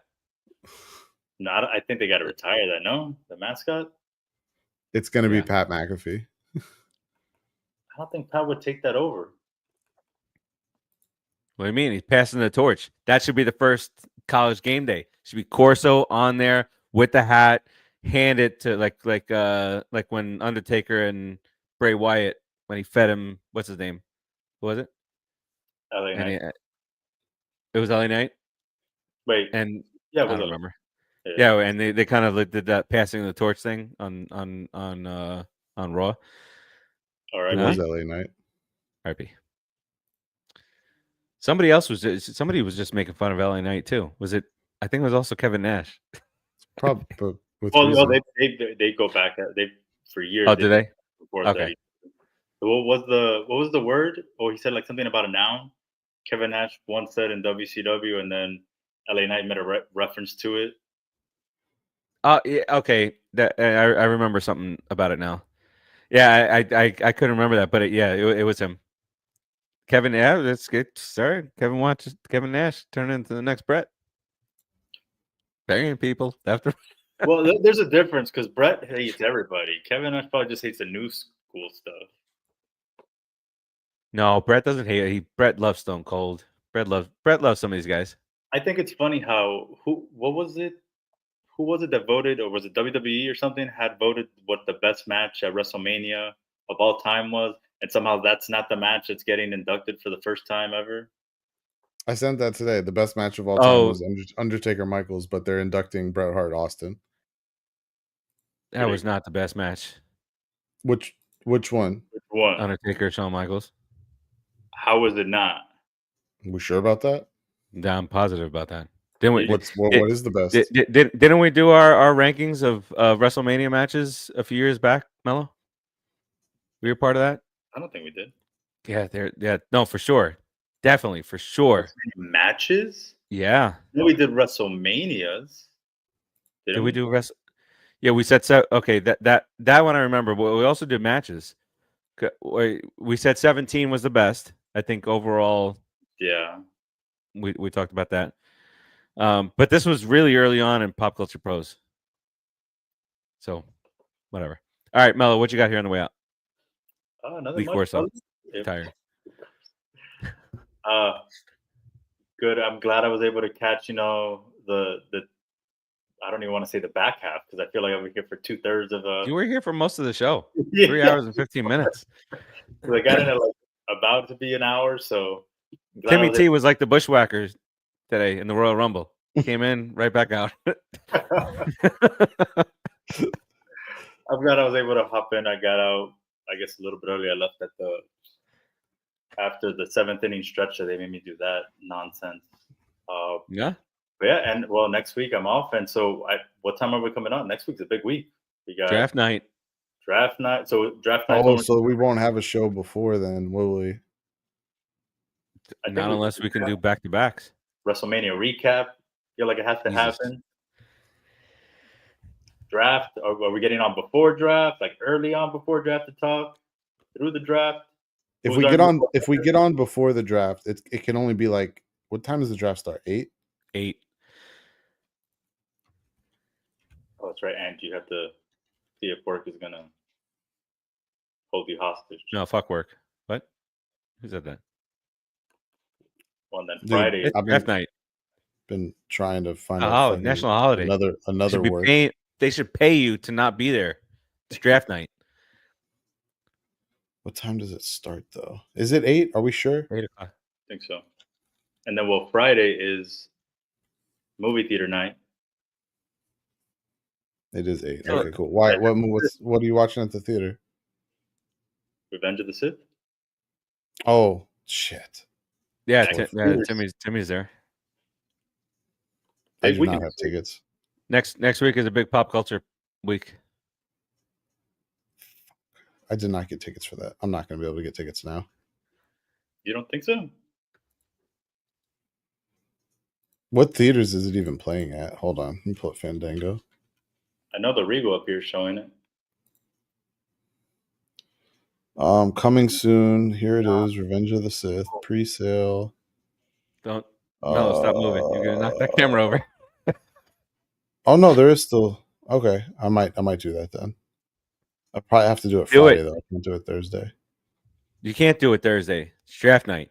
Yeah, I can't do it Thursday. Get Thursday out of your mind. I can't do it Thursday. Just tell work right now, hey, I'm not showing up Thursday. Yeah, I'm out. Do something I'll just leave early.